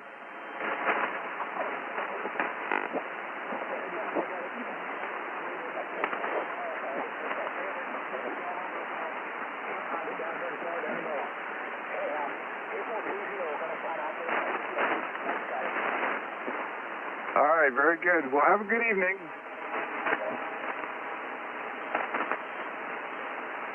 Comment. Go ahead, comment. November 4 Hotel, Whiskey Hotel.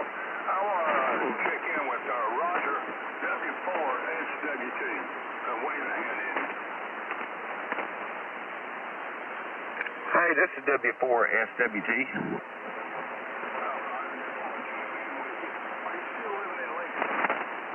I am. Same place still. Okay, I'm in Wilmington now. This is Wayne out of Kannapolis. Oh, hey, Wayne, you know what? I thought I recognized your voice, and it wasn't too long ago I had Gene Fulbright, KC4FM, reach out to me, so, man, it's great to hear from you. Oh, yes, so you're going to be up on the mountain this year?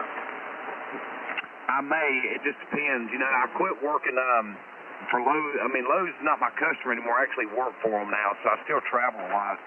It just, I'm going to try to be on the mountain this year. All right, good tell. I plan to be there. I already got my reservation in. My wife and I go up there every year. All right, well, I look forward to seeing you because I'm going to make every effort. You know, I live close enough. I'm just going to commute. I'm not getting a room because I'm less than an hour from that place. Oh, yes, and then there's some campgrounds up there, too, that's real close by. But I'm going to be making a POTA contact off of Stone Mountain this year. I took the equipment last year and didn't do it, but I will do that this year. Yeah, you know what? I'm trying to put me a station together, too. I think I'm going to go with a 705, and I'm going to try to stay QRP. But, so you're living in Wilmington now, you and your wife? Yes, I'm close to Carolina Beach right now. I'm within 2 or 3 miles from Carolina Beach. But I'm on the south side of Wilmington, right along Cape Fear River. All right, well, after this, I'm going to look you up on QRZ and exchange phone numbers with you because I work down that way a good bit, so I'll have to hit you up next time I'm down there. QSL.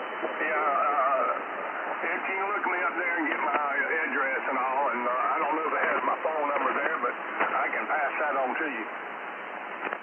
All right, I'll do that. And Wayne, it was great talking to you, and I'm going to hand it back to the controller now, but yeah, let's keep in touch, and I'll, like I said, I'll shoot you an email if your email's good on QRZ. Yes, I think my email is the same thing it was. That's WCH Firehouse at gmail.com. So it's the same thing. Talk to you later. 73, have fun. November 4th, Hotel Whiskey Hotel. All right, 73, Wayne, and great to hear from you. W4SWT. Back to you, controller. Very good. Good conversation. Well, we're coming up on the final check-in for the evening. This is a Friendly Bunch Conversation Group. I'm K4, GKG. I'm located on the east coast of North Carolina. If you're coming in for the first time tonight, give your call sign slowly and phonetically after the pileup. N4JHP. W4SWT.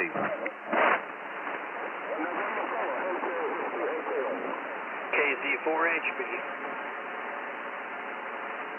Kilo 4, India Sugar Golf. Do we have any stations coming in for the first time? Come back with your call sign slowly and phonetically. Kilo Charlie Bravo, 73.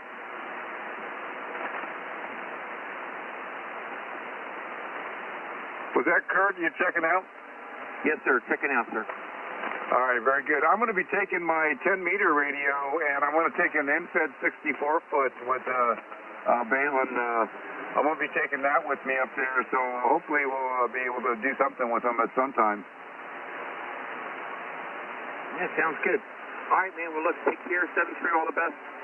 And everybody have a great evening. God bless. K3, KZ, 73. You too, Kirk. Good night.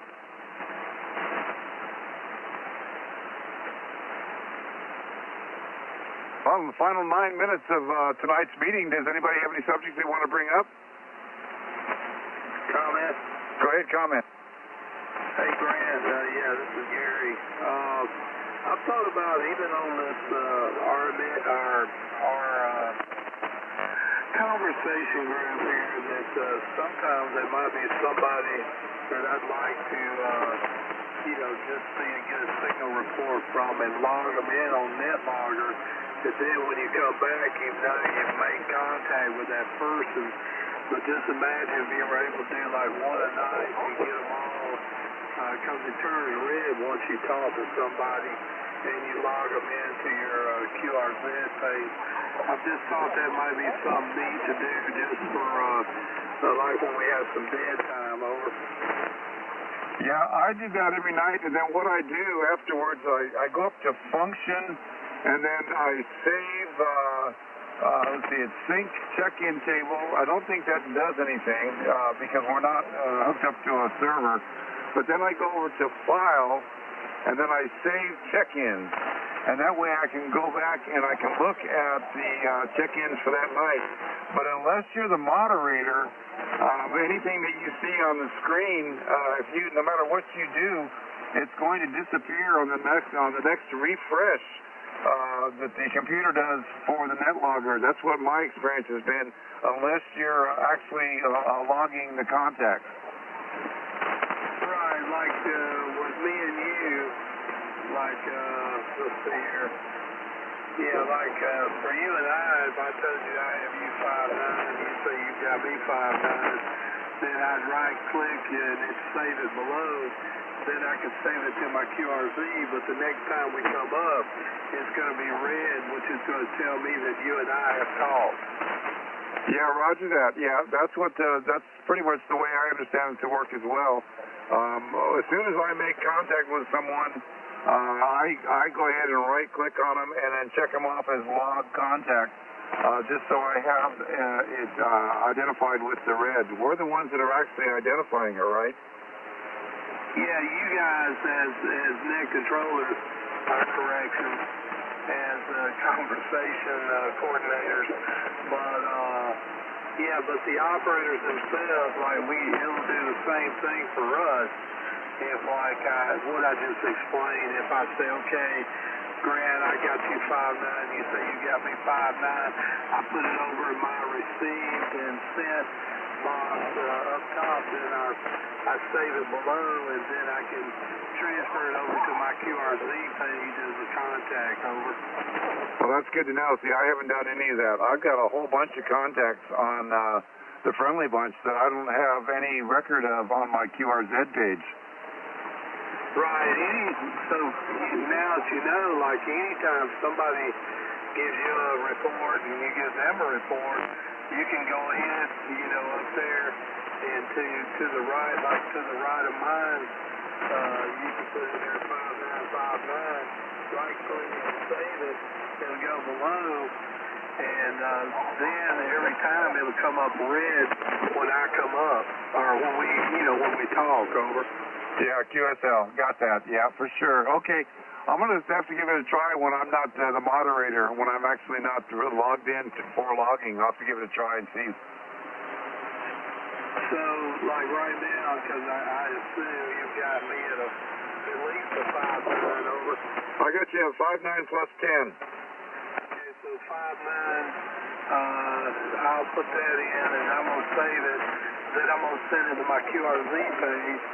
Or my logbook, I'll always have you there, over. Okay, yeah, okay.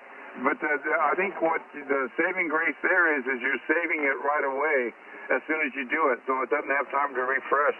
Because I think if you wait for it to refresh again, that information will be gone. Well, the key is once you right click on your call sign, it goes down to the bottom. At the bottom, it'll stay there forever until I delete it. Oh, yeah, that's true. Yeah, down where they all are down the log bin on the bottom. Yeah, those will stay there for sure, yep. So I think that's kind of the thing I'm going to try to start doing, when I talk to people, not the time the net, but we're going to tears. I'll just give, or when I talk to somebody, I'll say, how are you receiving me? And that way I can just start knocking it out and hopefully turn my whole page to red. Yeah, the thing that got me on that, though, when I went to log was the contact time. You got to have the Zulu contact time within certain parameters. It's like 30 minutes or 13 minutes or some crazy number. So you have to make sure that you both have the same contact time when you go to log it on QRZ. Back to you. Roger. Yeah, I don't know. I know what my side of the coin will do, I guess if you didn't do it, you would just go look up NQRZ and it'll be there. And you can either verify it or whatever. I don't know how that piece of the puzzle works. Well, I'm seeing down below the login list, where we got the save stuff. It does give the UTC login time, so I wasn't aware of that before. So now that I know that, I could probably go back and get the UTC time correct for the logging, because that's kind of been the stumbling block for me when we all get on here doing the group. And I don't ever log the time, but apparently it's logging the time on the lower portion of it there, so we'll be in good shape there. Yeah, that's the Roger. Sorry about that. I probably could have told you that. I just missed it, but I know when you save it down below, it'll be there, and it'll stay there forever, no matter when you look at it later or not. And then you can send it from there. Can you send that whole list to the QRZ page, or do you have to do it individually? You have to do it individually from the top to the bottom. But now when you get to the bottom, you can control-click every one of them. And you end up saving it to when you go up there to the file, you'll go over to export. And then you're going to export to an ADIF file, and you'll hit selected contact, and every one you've selected will go to your file. You can call it the Friendly Bunch file, and then from there you'll go over to your QRZ and hit import, and the file you saved it under will be there, and it'll load every one of those into your QRZ page. Yeah, no, that makes sense. Now I understand how it works. I've been kind of fiddling with it, then I couldn't figure it out, but now that makes a whole lot of sense, and yeah, I'll give that a try next time I do that. Yeah, I do this. Well, I've got it. I kind of do it blindfolded because I'm on a lot of different nets, and I'm on FT8, and I'm all the time saving my stuff. So, yeah, I'm not an expert. I'm just dangerous, over. Yeah, well, you're more familiar with it than what I am.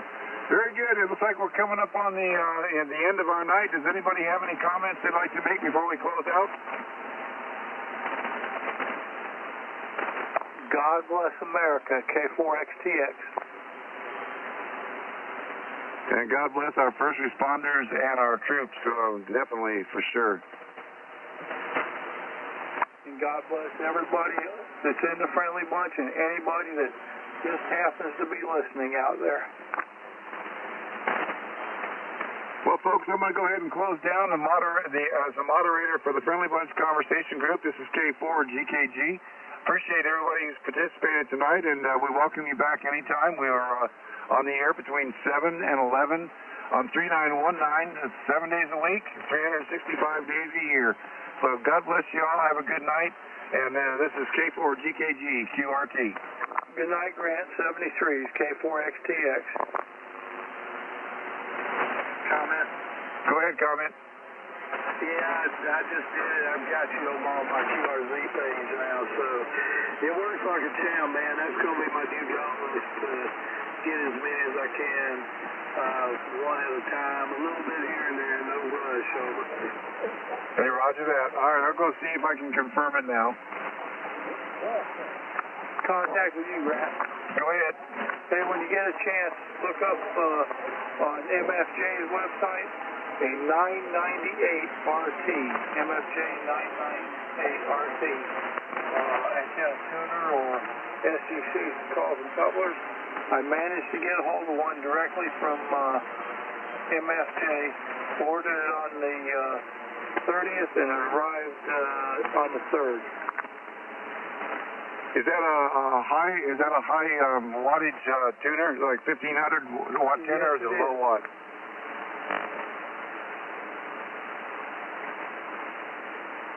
I'm working on a slightly expensive antenna project in the yard. Okay, very good, very good. Hey, man, I just wanted to throw that out there to you. Grant, have a great night and a great day tomorrow. K4XTX, clear on your final. Very good. We'll talk to you later. Enjoy the rest of the evening. We'll see you tomorrow. Yeah, I'm going to try to stay awake. I woke up again just in time to close.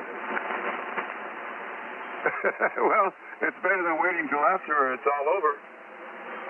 Trust me, I've done that too. Yeah, me too.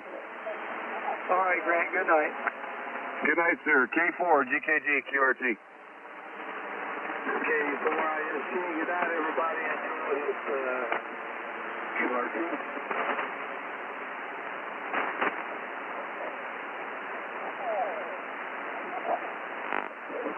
K4IST, good night, sir. Have a great night and a better day tomorrow. Amen, brother. You too. Have a good one. God bless you. Same to you, sir. K4XTX.